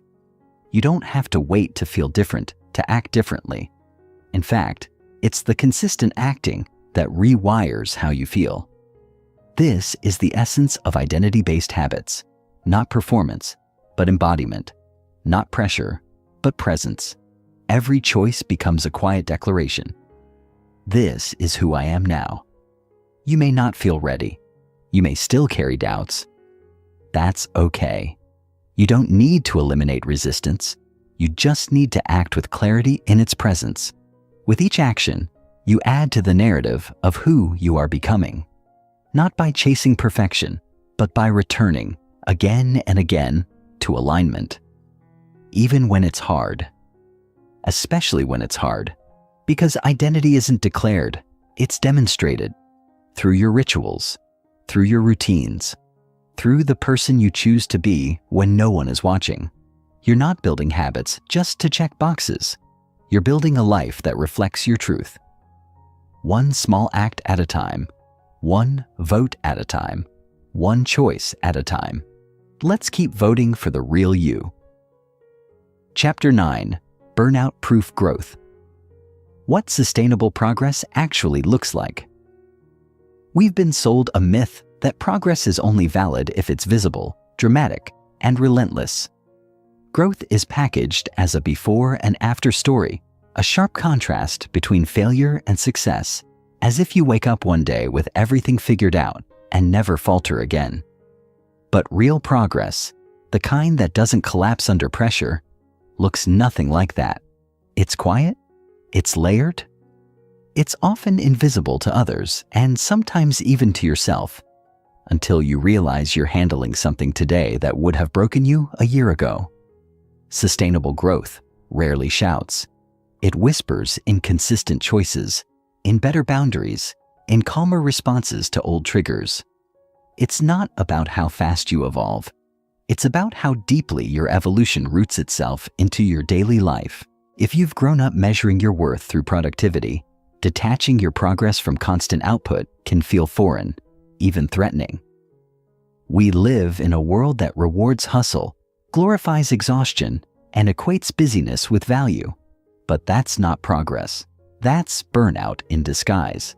Sustainable growth doesn't run on fumes. It runs on rhythm. You grow best when you have space to integrate, time to reflect, and permission to pause. This is what the old models never taught you. Growth is not just about stretching beyond your limits. It's about knowing when to return to yourself, to rest, and to rebuild your capacity. When you stop measuring progress by how much you can endure and start measuring it by how well you take care of yourself while evolving, everything changes. The lie of hustle culture. At some point, hustle culture sold us a story that equated success with self-sacrifice. You've probably heard it in different forms. Grind now, shine later. Sleep is for the weak. If you're not obsessed, you're not serious. These messages aren't just wrong, they're dangerous. They teach us to override our bodies, ignore our emotional signals, and trade our peace for productivity. Hustle culture makes you feel like if you're not exhausted, you're not doing enough. But here's the truth. Chronic exhaustion is not a badge of honor. It's a warning sign. When your nervous system is constantly in overdrive, when your schedule leaves no room to breathe, when your goals feel more like cages than callings, you're not thriving. You're surviving under the illusion of progress. One of the most damaging aspects of hustle culture is that it masks self-abandonment as ambition. You start pushing, not because you're inspired, but because you're afraid of falling behind. You ignore your limits, sacrifice your health, isolate from your relationships, all in service of an image. And when the crash inevitably comes, you blame yourself for not being strong enough, not disciplined enough, not resilient enough. But burnout isn't a personal failure. It's a systemic consequence of building your growth on a foundation of depletion. True ambition isn't about how hard you can push. It's about how wisely you can build. It's about asking not just, can I do this, but can I sustain this without betraying myself? Rejecting hustle culture doesn't mean rejecting hard work. It means working in a way that honors your whole self, not just your output. It means choosing alignment over achievement at any cost. It means understanding that rest is not a reward you earn at the finish line. It's a requirement for reaching it in the first place. When you detach from hustle myths, you start realizing that the most potent success comes not from grinding yourself down, but from building a life that supports your energy, your joy, and your longevity. Balancing intensity with restoration. Growth does require effort, but effort doesn't have to mean constant intensity. One of the most powerful shifts you can make is learning to toggle between seasons of pushing and seasons of pacing. You are not a machine. You are a cyclical being, biologically, emotionally, and spiritually. Just like nature doesn't bloom all year, neither can you. Sustainable growth means knowing when to push forward and when to pull back. It's about honoring the wisdom of rest as much as the drive of momentum. When you balance intensity with restoration, you create a rhythm that your body and mind can sustain over time. Restoration is not just physical, it's also mental and emotional. Maybe you need time alone after a season of overextending socially. Maybe you need creative play after weeks of structured execution. Maybe you need silence after being overly stimulated. Restoration is about identifying what part of you has been overused and giving it space to recover. Too often, we think taking a break means doing nothing, but real rest is active. It's about choosing nourishing inputs. It's about asking, what would refill me right now? Sometimes that's sleep. Sometimes that's laughter. Sometimes it's therapy, nature, or a long exhale. What matters is that you make restoration a core part of your growth, not an afterthought. Balancing intensity with restoration also requires discernment. Not every opportunity is worth your energy. Not every invitation is aligned with your season. When you say yes to everything, you deplete yourself trying to prove your value. But when you start evaluating your commitments through the lens of sustainability, you become more intentional. You learn that saying no is not selfish, it's strategic. It protects the ecosystem of your life, and in that space, growth becomes something you're building with care, not chasing with desperation. Creating routines that restore you, not drain you.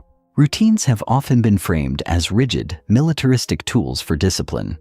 But in reality, the most effective routines are the ones that support your nervous system, honor your energy patterns, and create spaciousness, not suffocation. A routine should feel like scaffolding, not shackles. It should hold you up when life gets unpredictable, not weigh you down with guilt when you can't follow it perfectly. When you build routines around restoration instead of output, you begin to create a life that feels like it fits you, not a life you're constantly trying to catch up to. Start with your mornings. How you begin your day sets the tone for how you experience time, stress, and energy. A restorative morning routine isn't about cramming in 10 self-improvement practices. It's about grounding yourself in presence. Maybe that's 5 minutes of stillness before the noise. Maybe it's a nourishing breakfast eaten without distraction. Maybe it's music, movement, or light. The goal is to signal to your nervous system, you are safe, you are grounded, and you are allowed to begin gently. When you start from that place, you're less reactive, more intentional, and more likely to navigate the day from a centered place. Evening routines are equally powerful. They tell your body it's safe to release, to let go, to transition out of doing and into being. If you've been wired to work until collapse, this might feel unnatural at first, but even small rituals, closing your laptop, changing clothes, lighting a candle, journaling your thoughts, can create a boundary between the external and internal worlds. These rituals don't just signal rest, they protect it. And when practiced consistently, they train your system to shift into a state of restoration more easily, allowing you to replenish what the day asked of you. Restorative routines are personal. What calms one person may agitate another. The key is experimentation. Notice what gives you energy versus what drains it. Create rituals that make you feel held, not hustled. These are not about performance. They are about protection. They remind you that you are not just a producer, you are a person. And the more you honor that humanity in your routines, the more sustainable your growth becomes. Burnout isn't just physical exhaustion. It's emotional depletion, creative numbness, spiritual disconnection. It's the slow erosion of your spark, your presence, your sense of self. And it happens when you build a life that doesn't include space for your wholeness. Growth at its best is not a sprint to some distant destination. It's a deepening into yourself, a choosing again and again of what aligns, what nourishes, and what endures. You don't need to earn your rest. You don't need to apologize for choosing sustainability. You don't need to fear that slowing down will cost you your momentum. Because here's the truth. The most potent momentum is built through aligned action and integrated rest. When you reject the lie that burnout is the price of success, you begin to reclaim a version of growth that supports your entire being, not just the parts that produce. You are allowed to thrive without sacrificing yourself. You are allowed to build success at a pace that doesn't fracture your peace. You are allowed to choose a path of steady, soulful progress over one of frantic achievement. This is how you become burnout-proof. Not by being immune to life's demands, but by building systems, rituals, and rhythms that honor your capacity. And in doing so, you don't just grow, you evolve in a way that lasts, in a way that loves you back. Chapter 10. Own the Upgrade. Why success feels uncomfortable. It's a strange contradiction. We long for success, plan for growth, and chase transformation with urgency and conviction. Yet, when it starts to arrive, something inside us balks. There's a discomfort, a tension, even a quiet panic that bubbles beneath the surface when things begin to improve. It's one of the least talked about, but most common experiences of personal development the anxiety that follows your own expansion. Why does success, something we claim to want so deeply, make us feel so out of place? The answer lives in the nervous system, in the subconscious mind, and in years of internal conditioning that taught us not to get too big, too loud, too visible, or too hopeful. Growth is not just a cognitive process, it's an identity shift, and identity shifts are rarely seamless. When you begin to level up, you're no longer playing by the rules that kept you small, and that can feel destabilizing, even threatening. This unease shows up in subtle but familiar ways. You finally land the opportunity, and instead of celebrating, you worry about whether you're ready or qualified. You start earning more, and guilt trickles in like water under a door. Quiet, persistent, hard to explain. You begin to heal and feel lighter, and suddenly you feel distant from people who once felt like home. These are not signs that you're failing. They are signs that you're shedding old skin. That shedding is uncomfortable, not because growth is wrong, but because your nervous system is wired to cling to the familiar, even if the familiar was holding you back. When you start experiencing success, your body and mind often lag behind your new reality. They haven't caught up yet, so they reach for the old patterns, self-doubt, sabotage, retreat. Not because they're true, but because they're known. Success stretches you. It invites you into new rooms, new relationships, and new roles. And even though these upgrades may align with your vision, they also expose you to visibility, vulnerability, and uncertainty. Suddenly, the safety of obscurity vanishes. You're seen, and with visibility comes the risk of criticism, the pressure to perform, and the fear of losing what you've gained. But here's the deeper truth. Growth is supposed to stretch you. Success isn't meant to feel entirely comfortable. If it did, it would mean you're not evolving. Discomfort is not a sign to retreat. It's a sign that your internal foundation is expanding to support the life you've been working toward. You're not out of alignment. You're out of your old shell. And the only way to adjust is to stay present, stay grounded, and keep moving forward from a place of deep, embodied truth, managing success, guilt, and upper limits. If you've been taught that struggle earns virtue, then success can feel like betrayal. This is what psychologists call the upper limit problem, an internal ceiling that caps how much happiness, ease, or success you'll allow yourself to experience before unconsciously sabotaging it. You might pick a fight on a good day, procrastinate after a win, or start second-guessing yourself the moment things flow easily. It's not that you don't want good things. It's that part of you believes you haven't suffered enough to deserve them. These upper limits are often invisible until you hit them, and then they show up as resistance, guilt, or self-imposed setbacks. The key to moving past them is not to try harder. It's to believe deeper.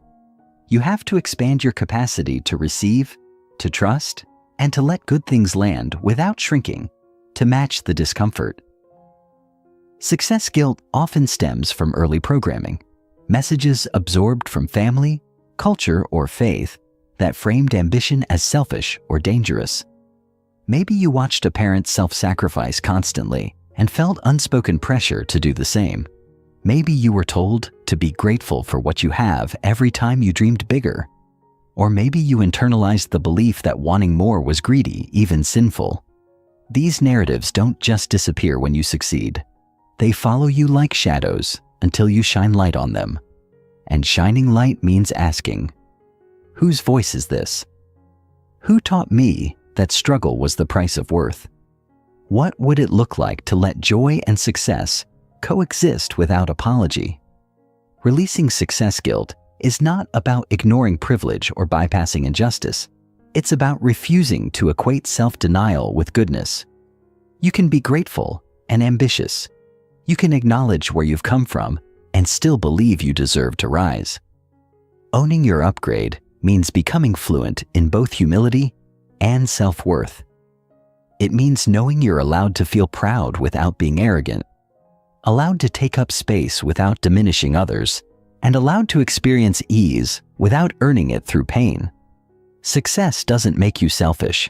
It makes you responsible for your energy, your impact, and the example you set. When you thrive without guilt, you give others permission to do the same. Staying grounded. During growth. As your life begins to expand, staying grounded becomes essential. Without grounding, growth can quickly become destabilizing, a kind of spiritual vertigo that leaves you overwhelmed, disconnected, or uncentered. Grounding is not about slowing down your evolution. It's about staying present to it. It's about cultivating a deep inner anchor so that as your external circumstances shift, your sense of self remains steady. Think of it like this. The taller the tree grows, the deeper its roots must go. The same is true for you. As you reach for more, you must return to yourself more often, reconnecting with your values, your vision, and your inner voice. Practically, this means creating rituals that tether you to who you are, not who the world expects you to become. Maybe it's journaling at the start of each week to check in with your intentions. Maybe it's a walk in nature that reminds you of the bigger picture. Maybe it's a mantra that brings you back to center when the noise gets too loud. Whatever it is, grounding requires consistency. It's not something you do only when things feel chaotic. It's something you build into your life so that when chaos comes, you're not knocked off course. It's about proactively cultivating practices that keep you connected to your body, your breath, and your truth. Grounding also means surrounding yourself with people who mirror your values, not just your success. As you level up, your circle might shift. Not everyone will understand your path. Some will project their fears. Others will pull you back toward the familiar. This is why discernment is key. Seek out relationships that nourish, not drain. Choose conversations that expand, not contract. And remember, staying grounded doesn't mean staying small. It means staying rooted in what matters so that your growth doesn't float untethered, but instead rises from a foundation of clarity, authenticity, and purpose. Celebrating without needing outside validation. We live in a culture obsessed with applause. Success is often measured not by how it feels, but by how many people acknowledge it. And while external validation isn't inherently wrong, it becomes a trap when it becomes your only source of affirmation. If you can only feel proud when someone else notices, your sense of success becomes fragile, held hostage by opinions, algorithms, or approval. True celebration, the kind that sustains your spirit, comes from within. It's quiet, intimate, and deeply personal. It doesn't require an audience. It simply asks you to witness yourself, to pause, to honor, and to let joy in without performance. Learning to celebrate yourself without outside validation is a radical act of sovereignty. It means reclaiming your power from the metrics of likes, comments, or praise. It means validating your effort even when the results aren't public or obvious. It means saying, "I did that," and letting it be enough. This internal celebration isn't about ego. It's about integration. When you acknowledge your wins from the inside out, you reinforce your progress in your nervous system, your mindset, and your self-concept. You start to see yourself not just as someone who hopes, but as someone who follows through, who creates, who grows. And that belief, once rooted, becomes unshakable. Celebration also fuels momentum. When you bypass it, you rob yourself of the emotional payoff that reinforces your habits. You're more likely to quit, not because the path is hard, but because you never stopped to feel how far you've come. So celebrate often. Celebrate loudly, quietly, privately, creatively. Light a candle. Dance in your kitchen. Write yourself a love letter. Share it if you want, but do it first for you. Make celebration part of your rhythm, not just a reward at the finish line. Because the truth is, there's no finish line. There's just a series of next steps, and the more you honor each one, the more your success becomes not a destination, but a way of being. To own your upgrade is to let yourself become who you were always becoming, without apology, without delay, and without shrinking to accommodate the discomfort of others.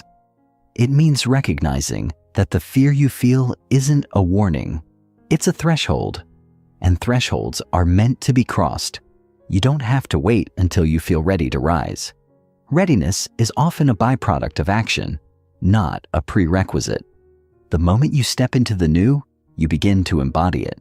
You learn by living, you grow by showing up, and you own your upgrade not by knowing every step, but by refusing to step back. Let this chapter be your invitation to receive your growth fully, to stop minimizing your wins, to stop fearing your expansion, and to stop waiting for permission. You're not here to stay the same. You're here to evolve, and your evolution is not a threat to others. It's a gift to the world. When you grow in integrity, when you rise without abandoning yourself, when you lead with both power and tenderness, you become a lighthouse, not perfect, not above struggle, but steady, visible, and rooted. And that kind of presence changes everything. For you, for those around you, and for the future you're building, one bold, grounded step at a time. Chapter 11, The Power of Resilience, Understanding. Resilience is often misconstrued as mere toughness or the ability to endure hardship without flinching. However, true resilience is a dynamic process, a complex interplay between our internal capacities and external circumstances. It is not about being impervious to pain or adversity, but about how we respond, adapt, and grow in the face of challenges. Resilience involves a set of behaviors, thoughts, and actions that can be learned and developed by anyone. It is the mental reservoir of strength that people are able to call on in times of need to carry them through without falling apart. This capacity for resilience is not fixed. It can be cultivated and strengthened over time through intentional practice and reflection. The foundation of resilience lies in our ability to maintain a realistic perspective while remaining optimistic. This balance allows us to acknowledge the difficulties we face without becoming overwhelmed by them. It involves recognizing our emotions, understanding their sources, and managing them effectively. Emotional regulation is a key component of resilience, enabling us to navigate stress and recover from setbacks. Moreover, resilient individuals often possess a strong sense of purpose and meaning in life, which provides them with the motivation to persevere through hardships. This sense of purpose acts as a guiding star, helping them to stay focused and committed even when the path ahead is uncertain. Social support also plays a crucial role in fostering resilience. Having a network of supportive relationships provides a buffer against stress and offers practical assistance during difficult times. These connections offer emotional comfort, encouragement, and a sense of belonging, all of which are essential for resilience. Furthermore, resilient individuals tend to be proactive in seeking help and are not afraid to rely on others when necessary. They understand that resilience does not mean going it alone, but involves interdependence and mutual support. By cultivating strong relationships and engaging with their communities, they build a safety net that helps them to bounce back from adversity more effectively. Building resilience through adversity. Adversity, while challenging, serves as a crucible for developing resilience. It is through facing and overcoming difficulties that we learn about our strengths, limitations, and capacities for growth. Each challenge presents an opportunity to develop new skills, gain insights, and build confidence in our ability to handle future obstacles. This process of growth through adversity is known as post-traumatic growth, where individuals emerge from difficult experiences with a greater appreciation for life, improved relationships, and a renewed sense of personal strength. One of the key factors in building resilience through adversity is the ability to reframe negative experiences. This involves viewing challenges not as insurmountable problems, but as opportunities for learning and development. By shifting our perspective, we can find meaning in our struggles and use them as stepping stones toward personal growth. This cognitive reframing helps to reduce feelings of helplessness and fosters a sense of control over our circumstances. It encourages us to focus on what we can change and to take proactive steps toward improvement. Another important aspect of building resilience is developing problem-solving skills. Resilient individuals are adept at identifying potential solutions to the challenges they face and are willing to take action to implement them. They approach problems with a sense of curiosity and a willingness to experiment with different strategies. This proactive approach not only helps to resolve immediate issues, but also builds confidence in their ability to handle future difficulties. Additionally, resilient individuals are flexible and adaptable, able to adjust their plans and expectations in response to changing circumstances. This adaptability allows them to navigate uncertainty and maintain their equilibrium in the face of disruption. The role of self-care in resilience. Self-care is a fundamental component of resilience, providing the physical, emotional, and mental resources needed to cope with stress and recover from adversity. It involves intentional actions to maintain and improve one's well-being, including proper nutrition, regular exercise, adequate sleep, and relaxation techniques. These practices help to regulate the body's stress response and promote overall health, making it easier to handle challenges when they arise. In addition to physical self-care, emotional self-care is essential for resilience. This includes activities that help to manage emotions, such as mindfulness, journaling, and engaging in hobbies that bring joy and fulfillment. Emotional self-care also involves setting healthy boundaries, recognizing one's limits, and saying no when necessary to prevent burnout. By prioritizing their emotional well-being, resilient individuals are better equipped to handle stress and maintain a positive outlook. Mental self-care, which encompasses activities that stimulate and challenge the mind, is also important for resilience. This can include reading, learning new skills, and engaging in creative pursuits. These activities not only provide a sense of accomplishment and purpose, but also help to build cognitive flexibility, which is the ability to adapt one's thinking in response to new information or changing circumstances. Cognitive flexibility is a key aspect of resilience, enabling individuals to navigate complex situations and find innovative solutions to problems. Resilience in the face of change. Change, whether anticipated or unexpected, can be a significant source of stress and uncertainty. Resilience enables individuals to navigate change more effectively by fostering adaptability and a proactive mindset. Rather than resisting change, resilient individuals embrace it as an opportunity for growth and development.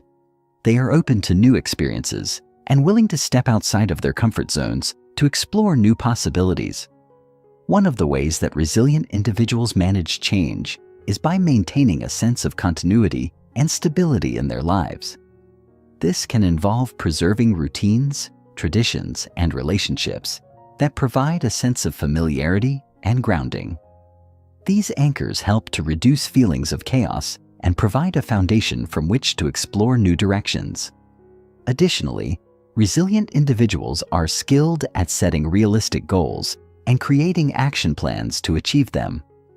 This goal-oriented approach provides a sense of direction and purpose, helping to mitigate the uncertainty that often accompanies change. Resilient individuals also practice acceptance, recognizing that change is an inevitable part of life. They understand that while they may not be able to control all aspects of a situation, they can control their responses and attitudes. This acceptance allows them to let go of resistance and focus their energy on adapting to new circumstances. By cultivating a mindset of acceptance and adaptability, they are able to navigate change with greater ease and confidence. Cultivating a resilient mindset. Developing a resilient mindset involves cultivating certain attitudes and beliefs that support resilience. One of these is a growth mindset. which is the belief that abilities and intelligence can be developed through effort and learning.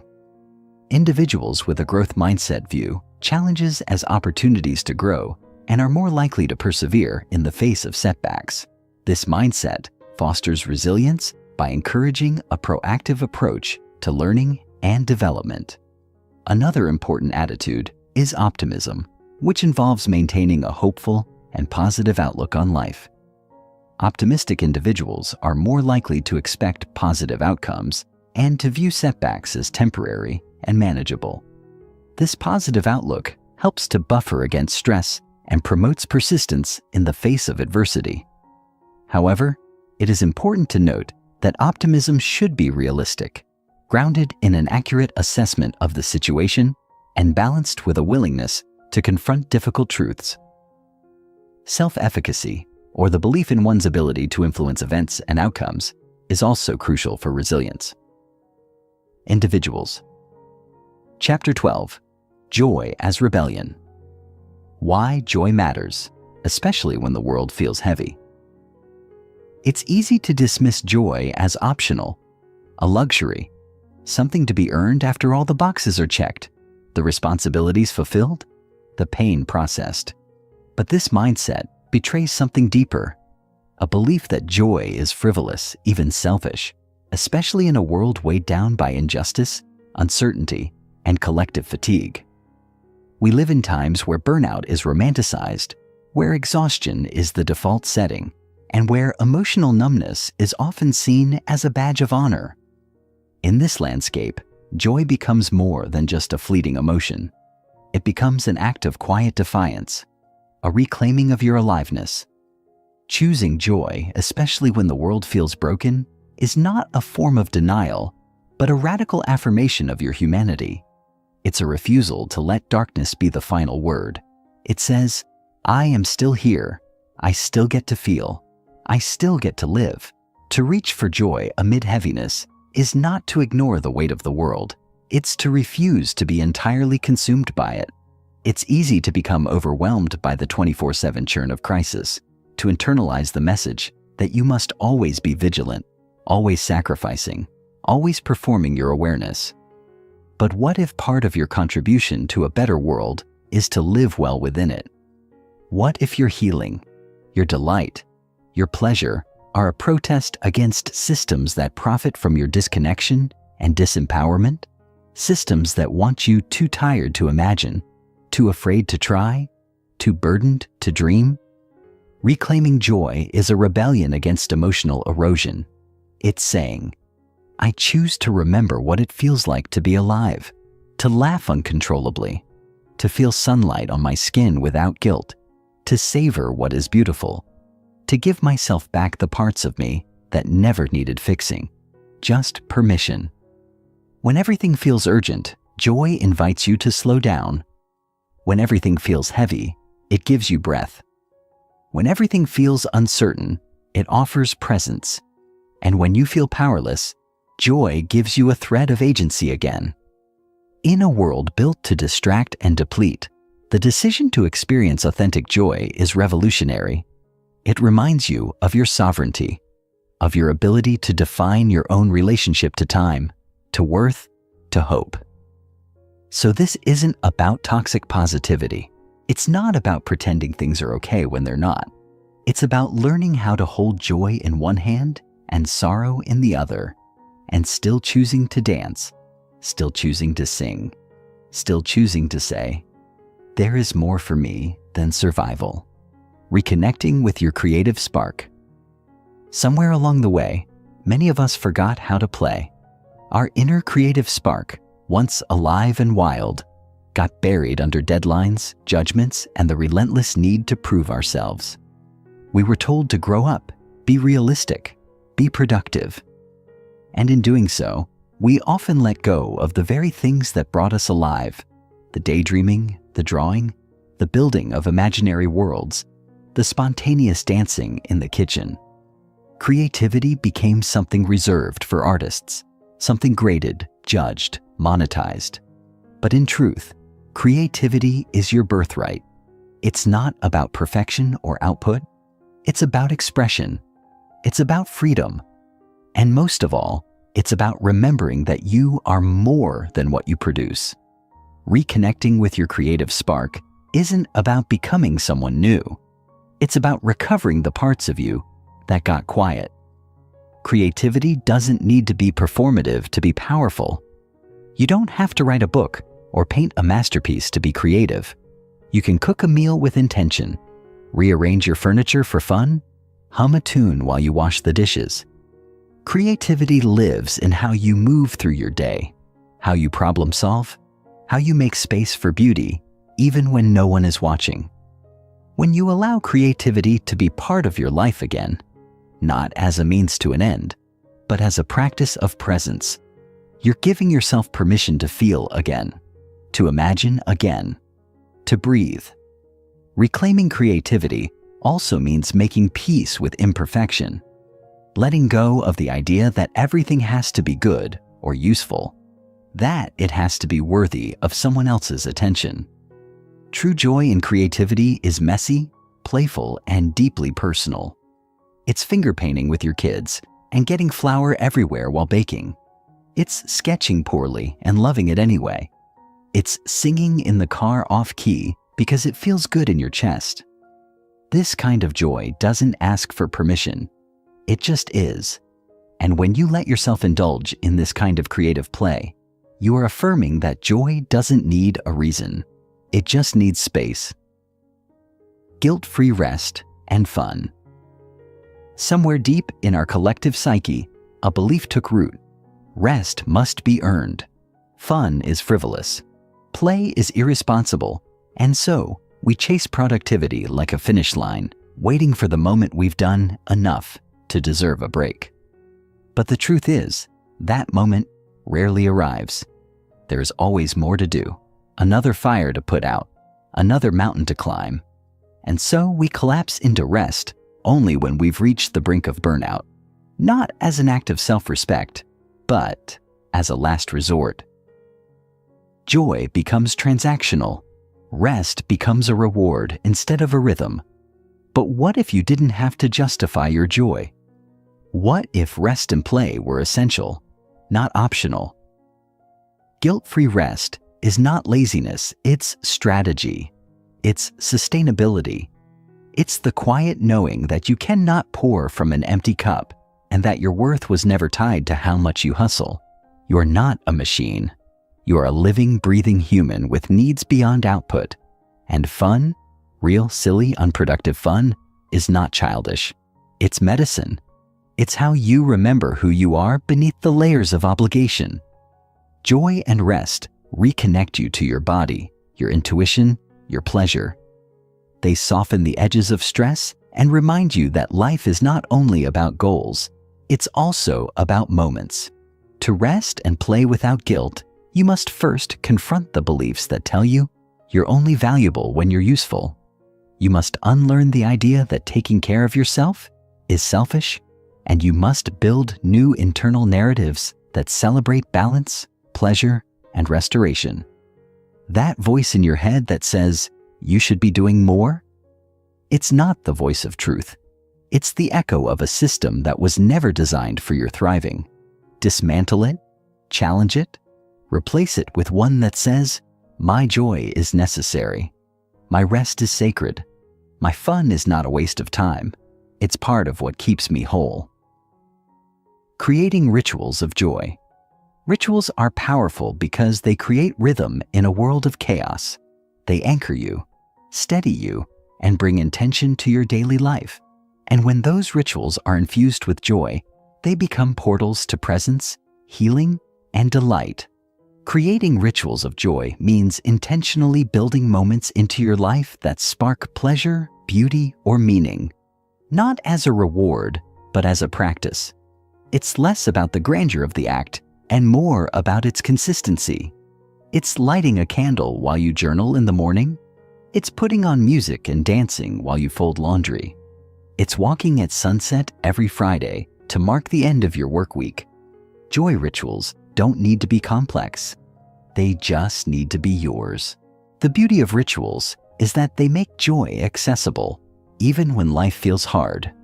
You don't have to wait for a vacation or a milestone to feel good. You can build micro moments of joy into your day like breadcrumbs, leading you home to yourself.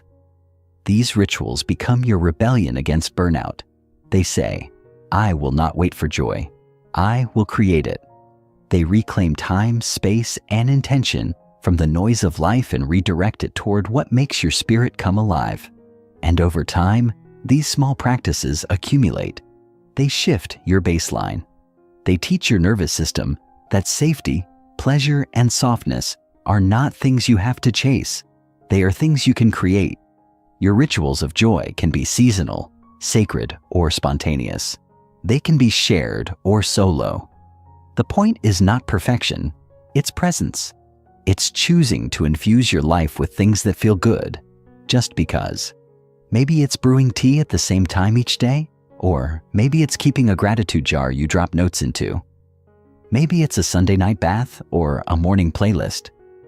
Whatever it is, let it be a reminder. Your joy matters. Your light matters. And you are allowed to feel good without apologizing for it.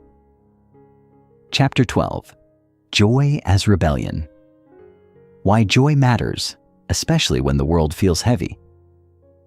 It's easy to overlook joy when the weight of the world presses relentlessly on your shoulders. The news cycle hums like a distant storm, full of fear and fire. Bills need paying. Expectations pile up. Someone you love is hurting. And even when your own life is relatively stable, the sheer volume of collective suffering can make it feel selfish to smile too long, to laugh too hard, or to breathe too deeply without guilt. But in moments like these, especially in moments like these, joy becomes more than just a pleasant emotion. It becomes a form of defiance, a rebellion, a way to say, "I am still here. I still choose to feel alive." When everything around us encourages anxiety, numbness, or despair, choosing joy is not denial, it is resistance. It's the soul's quiet but powerful refusal to be swallowed by the dark. It is the ultimate reclaiming of your humanity in an increasingly inhumane world. Joy is not frivolous. It is foundational.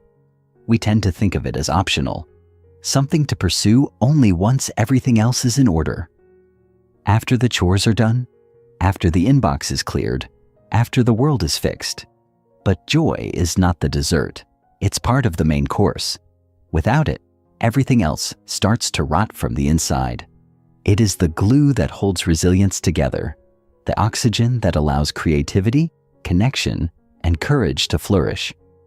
People who have known grief often understand this most intimately, that joy and sorrow are not opposites, but companions. Joy doesn't erase pain. It reminds you that you're still capable of feeling something beautiful despite it. That reminder alone can shift your entire emotional landscape, even if just for a moment. And sometimes a moment is all you need to keep going. Reconnecting with your creative spark. There's a part of you that was born for joy, a part that didn't care about being efficient or productive or impressive. This version of you existed long before you learned to measure your worth through output or performance. You can often find this part of you buried beneath the noise of adulthood, disguised in your childhood memories.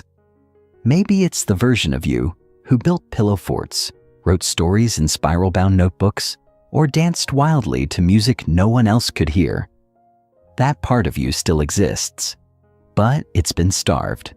Reconnecting with your creative spark means feeding that inner self not because it leads to anything useful, but because it's part of who you are. Creativity, when practiced without agenda, becomes a doorway back to joy. Too often, we confuse creativity with productivity. We think that in order for an activity to be valid, it must lead to something tangible, a book, a business, a side hustle. But when joy is the goal, the process matters more than the product. Finger painting at your kitchen table, singing off-key in the car, scribbling in a journal with no structure or purpose. These are acts of joyful rebellion. They remind you that you are more than your to-do list. They reconnect you with the parts of yourself that were never meant to be optimized. When you let go of performance and return to pure play, you uncover a deep well of aliveness. That aliveness is your creative spark, and once lit, it becomes a lantern in dark times, helping you find your way back to yourself again and again. Guilt-free rest and fun. In a culture that equates rest with laziness and fun with irresponsibility, allowing yourself guilt-free joy can feel almost criminal. You might catch yourself relaxing on the couch and suddenly think, "I should be doing something." That voice is not your intuition. It's internalized capitalism. It's the echo of a system that taught you your value is conditional, based on how much you can produce, achieve, or contribute. Guilt-free rest is a direct rejection of that lie. It's a way of saying, I do not have to earn my right to exist peacefully. My worth is not tied to how busy I am. Fun is not something I reward myself with at the end of exhaustion. It's something I deserve by default. Rest and fun are not escapes from growth. They are vital to it. You cannot expand your life if you're constantly running on empty. Just as muscles need recovery time to grow stronger, your mind and spirit need space to breathe, to wander, to play. The most creative, resilient, and emotionally intelligent people are not those who grind the hardest, but those who know how to replenish themselves. Guilt-free joy isn't about excess or indulgence. It's about balance. It's about listening to what your body and soul are asking for and responding with compassion rather than criticism. And sometimes, what they're asking for is absurd. A spontaneous road trip, a nap in the middle of the day, an hour spent watching ridiculous videos that make you laugh so hard you snort. These things may not add to your resume, but they add to your life, and that matters more than we've been led to believe.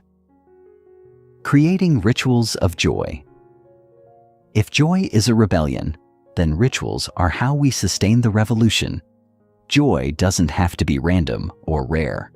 You can build it into your life on purpose, just like brushing your teeth or eating breakfast.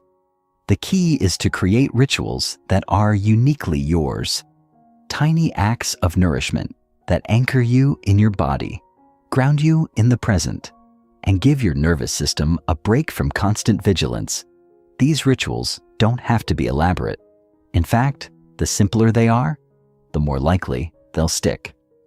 A cup of tea sipped slowly before the day begins. A playlist of songs that make you feel unstoppable. A weekly walk without a destination.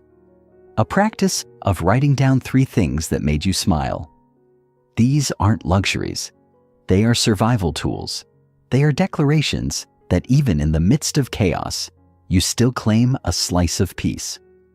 The beauty of rituals is that they don't require external permission. You don't need a special occasion, the right mood, or anyone else's approval. You simply decide that your joy is worth scheduling, worth protecting, worth prioritizing. Over time, these rituals become more than habits. They become sacred spaces. Places you can return to when the world feels too loud or your inner critic grows too harsh. Rituals give structure to your softness. They remind you that joy is not something you stumble into by accident. It's something you can cultivate with care. And the more you do, the more resilient you become, because you're not waiting for the world to be okay in order to feel good. You're creating your own pockets of okayness, one joyful ritual at a time. Joy is an act of reclamation. To choose joy, deliberately, consistently, especially when things are hard, is to reclaim your power. It is to declare that your inner world is not entirely dictated by your outer circumstances. That even if the world around you is burning, you can still hold on to wonder, still laugh, still hope. Joy reminds you that you are not just a passive consumer of life's events, but an active participant in your own emotional experience. This doesn't mean you avoid sadness, fear, or rage. Quite the opposite. It means you allow space for all of it. Because your capacity for joy is directly linked to your capacity for depth. And depth requires emotional range, so you make room for beauty in the middle of the mess. You learn to hold contradiction. You become someone who can cry and dance in the same hour, someone who can feel despair and still reach for delight. That is not a weakness. It's an incredible kind of strength. Joy is also a compass. It points you toward what makes you feel most alive. When you follow it, even in small ways, you start to rebuild your life around what nourishes rather than depletes you. That shift, though often invisible to others, can be monumental. You may begin to make different choices, to leave relationships that drain you, to seek work that lights you up, to create boundaries that protect your energy. These choices often begin with a single question. What would bring me joy right now? That question, asked consistently and without apology, can transform your life, not because it leads to a constant state of happiness, but because it leads to truth. And when you are living in alignment with your truth, joy finds you more easily. It starts to feel less like a rebellion and more like a return to yourself. Chapter 13. Your people, your power.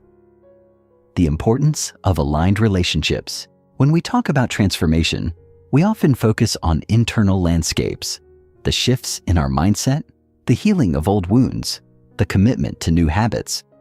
But one of the most overlooked and yet most potent levers of change lies outside ourselves, in our relationships. The people around us are not just companions or co-passengers on life's journey. They are mirrors, magnifiers, and sometimes massive obstacles.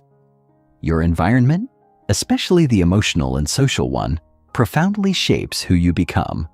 It can either uplift your evolution or quietly sabotage it. Aligned relationships don't mean perfect harmony or people who never challenge you. In fact, the best relationships will challenge you to grow, but from a place of love, respect, and shared values. Aligned relationships feel expansive, not restrictive. They make room for your complexity rather than forcing you into a mold. When you're around aligned people, you don't shrink to be accepted or silence your truth to maintain peace. You speak and they listen. You dream and they believe. You falter and they remind you of your strength. To thrive, to truly live unstuck, you must curate your connections with the same intentionality you bring to your goals. Boundaries versus barriers. Boundaries are a tool of self-respect. They are not walls. They are doors with locks, intentionally placed, thoughtfully opened. And yet, so many of us have been conditioned to believe that setting boundaries is rude, selfish, or unkind.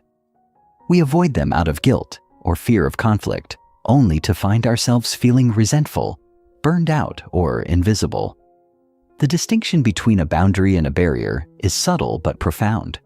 A boundary communicates, "This is where I end and you begin."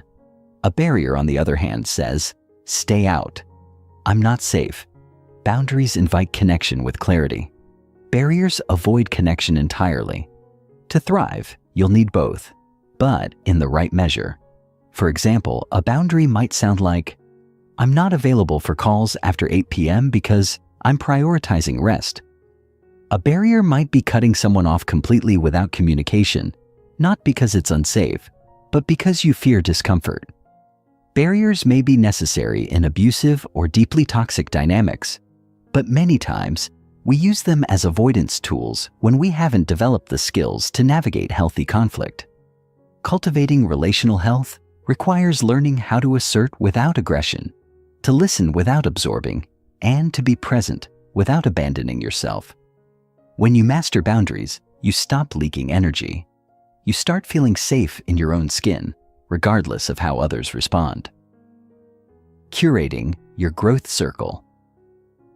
We often become like the 5 people we spend the most time with, not because we mimic their every behavior, but because energy, beliefs, and norms are contagious. If you're surrounded by people who normalize burnout, disconnection, and small thinking, It's almost impossible not to internalize that reality. But when your circle is composed of growth-minded, emotionally available, and values-aligned people, your potential multiplies.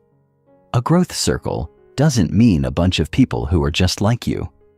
In fact, some of the most powerful additions to your circle will be people who challenge you, who bring diverse perspectives, and who lovingly call you out when you start shrinking. But what they share is an emotional baseline of self-responsibility, curiosity, and care. They don't try to fix you. They hold space for you. They don't diminish your dreams. They ask how they can support them. These people might be lifelong friends, mentors, creative collaborators, or even people you meet online in a season of shared learning. The key is being intentional. Evaluate your circle not by history, but by harmony. Who in your life makes you feel alive, brave, and rooted? Who, when you leave their presence, do you feel more like yourself? Your growth circle should energize you, not exhaust you. And yes, that might mean some relationships naturally fall away. Let them. Don't hold on to connections just because they're familiar. Familiar doesn't always mean healthy. It just means practiced. Giving and receiving support. There's a myth that strength means doing it all on your own. That vulnerability is weakness. That needing support is a flaw. But the truth is, receiving support is a radical act of self-trust. It means you believe you're worthy of care. It means you recognize that we're wired for connection, not independence. At the same time, giving support isn't about overextending yourself or playing savior. It's about showing up with presence and empathy without trying to control the outcome. True support is mutual, respectful, and empowering. It's not transactional. It's relational. And here's the nuance. Not everyone will be able to meet you in that space. Some people only offer support when it makes them feel needed. Others expect you to be available for their needs, but disappear when you have your own. Part of building your growth circle means learning to discern who can hold space for you without judgment or ego.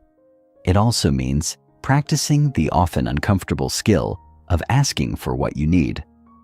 Can you just listen, not try to fix? Would you be open to checking in with me weekly while I work through this change? These aren't signs of weakness. They're acts of emotional maturity. And just as crucial is learning how to hold space for others in ways that are nourishing, not depleting. Support doesn't mean solving. It means showing up, witnessing, encouraging. When we build these kinds of reciprocal, emotionally intelligent relationships, we expand what's possible, not just for ourselves, but for everyone in our orbit. The quiet power of letting go. Sometimes the most courageous relational act is not to stay, but to leave, to lovingly detach from connections that no longer serve who you're becoming. This is one of the hardest and most emotionally complex parts of growth. We're not just walking away from a person. We're walking away from the role we played in that dynamic. Maybe you were the fixer, the emotional sponge, the reliable one who always said yes. Letting go means grieving not just the relationship, but also the identity you constructed inside it. But clinging to relationships out of obligation or fear of loneliness comes at a steep cost. You start shrinking to fit. You start questioning your worth. You start resenting them and yourself. The truth is, not everyone is meant to walk with you forever.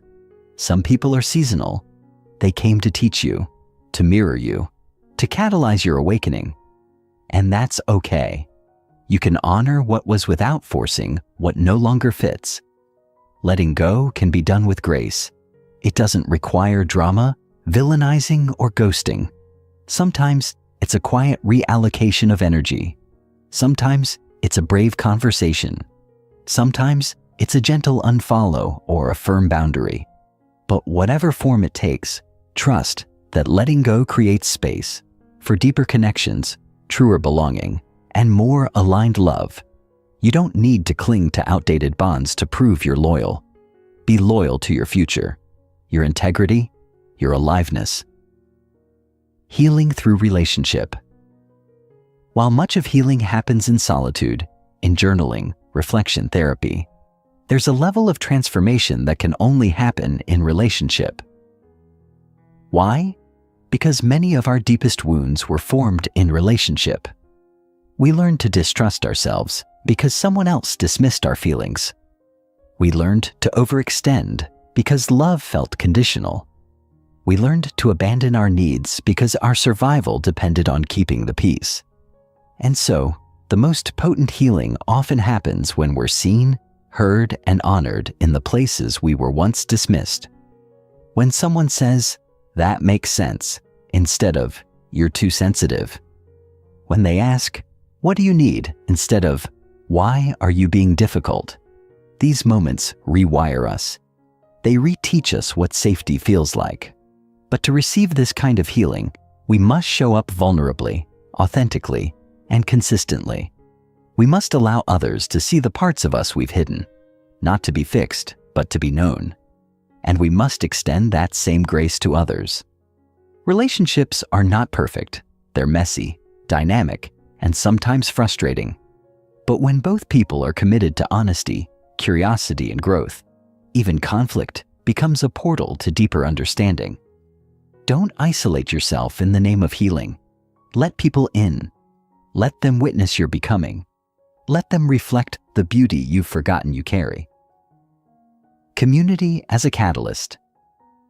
You are not meant to thrive alone. You were not designed to carry the full weight of your healing, your ambition, your becoming without support. Our culture may glorify self-made success, but the truth is, every transformation is a collaboration, seen or unseen. It's the teacher who spoke life into you, the friend who believed in you when you didn't, the stranger whose words cracked open a new perspective. You are not self-made. You are soul-made, formed and reformed through the alchemy of connection. So, take inventory of your inner circle. Love who loves you. Release who diminishes you. Protect your peace. Choose aligned relationships, not out of fear, but from a deep knowing that your energy is sacred and your becoming is precious. When your people are your power, you don't just grow, you rise. Chapter 14. Keep going without burning out again. Resilience as a lifestyle. Resilience isn't a momentary burst of strength. It's a lifestyle, a rhythm you learn to live by when life doesn't go according to the script you thought you were following. It's not the ability to power through or push harder. Those are the tools of burnout, not endurance. True resilience is soft on the outside, but forged like steel at its core. It doesn't always look impressive or Instagram-worthy. Sometimes it looks like resting before you're exhausted, like saying no even though you could technically say yes, like walking away from something that drains you, even though everyone says you should be grateful for it. Resilience is your capacity to bend without breaking, to recalibrate without shame, and to recommit without self-abandonment. It's the steady heartbeat beneath your growth, the commitment to return to yourself again and again, no matter how many times the world tries to pull you away. The people we admire for their strength are rarely those who never struggled. They are the ones who learned how to suffer smartly, how to recover deliberately, and how to sustain themselves through the seasons. When you stop seeing life as a constant climb and start seeing it as a cycle of expansion and contraction, effort and ease, you begin to understand that thriving isn't about intensity. It's about integration. The resilient person doesn't rely on crisis to trigger action. They don't need chaos to give them permission to rest or grow. They move with awareness. They plan for the long game. They build scaffolding around their lives, not to hold themselves up when they collapse, but to support steady, intentional momentum. This is what we must aim for. Not just bouncing back, but bouncing forward, wiser and more aligned every time. recognizing when you need to pause. One of the most powerful decisions you can make in a growth season is to pause. Not because you're weak, not because you failed, but because you're awake enough to recognize that your internal engine needs recalibration. The old you might have waited until you broke down, until the fatigue turned into resentment, the ambition curdled into anxiety, the hustle masked a hollow ache you couldn't name. But not this time. This time, you can notice the signs. The way your creativity dries up. The way small tasks start to feel like Everest. The way joy becomes inaccessible even when you're technically winning. These are not inconveniences. They're invitations. Invitations to recalibrate, to step back, to breathe and remember why you started. Pausing doesn't mean stopping forever. It means giving yourself space to re-enter with more clarity and less baggage. Think of it like a musician resting between notes. That silence isn't wasted. It creates rhythm. It shapes the experience. In your life, those intentional pauses, whether it's a full day offline, a week away, or a single slow morning, become sacred. They're where your nervous system resets, where your intuition speaks louder, where your inner compass realigns. But if you've spent years tying your worth to your output, pausing can feel like free-falling. You might feel guilt, fear, even panic. That's normal. Let those emotions surface without letting them drive your next move. You are not behind. You are right on time. And in that pause, you are strengthening something even more important than momentum, your trust in yourself.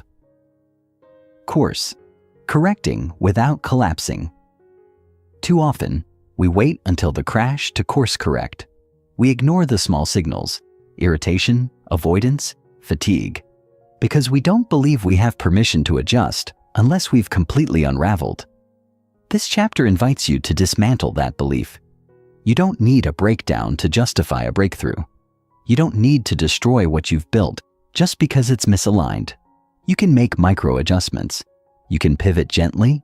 You can shift without shame. This is the essence of sustainable growth. The courage to course correct while still standing. Start by noticing where friction lives in your life. Not all friction is bad. Some of it pushes us toward growth. But some is chronic, unnecessary, and self-inflicted. Maybe it's that calendar you resent, the commitment you made that no longer fits, the version of yourself you're clinging to, even though she's outgrown her role. When you learn to spot these misalignments early, you give yourself options.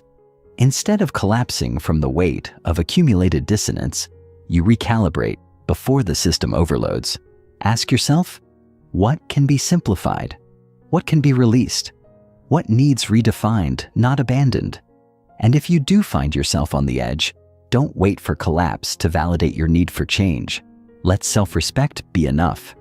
Let your aliveness matter more than your image. You are allowed to want more ease, even if everything looks fine on the outside. You don't have to burn it all down to create a life that fits. You can prune with care. You can rebuild with tenderness. You can course correct as a form of devotion, not just to your goals, but to your soul. Becoming your own safe place. Perhaps the most radical act of resilience is becoming a safe place for yourself. Not just a place of high standards or relentless drive, but a space of compassion, patience, and fierce loyalty. For most of us, our internal world is not safe. It's a battlefield, a courtroom, a constant barrage of judgment, comparison, and pressure. But imagine what would shift if your inner voice became your refuge, not your tormentor. If your inner world was a place you could return to when life felt overwhelming, not to be scolded or fixed, but to be held. This is where self-trust is born, in the quiet, consistent practice of showing up for yourself without conditions. It means you don't abandon yourself when you're messy, lost, or unsure. You don't weaponize high standards to shame your slow days. You don't force progress at the expense of your peace. Instead, you listen, you soothe, You speak to yourself like someone you're responsible for protecting. This isn't about lowering the bar. It's about changing the tone. And from that place of safety, your growth becomes inevitable. Because when you feel safe inside, you take bigger, braver steps outside. Creating internal safety doesn't mean you never feel fear. It means fear doesn't govern your identity. You stop seeing discomfort as danger and start seeing it as data. You stop performing for approval and start aligning with authenticity. You stop outsourcing your worth and start rooting it in presence.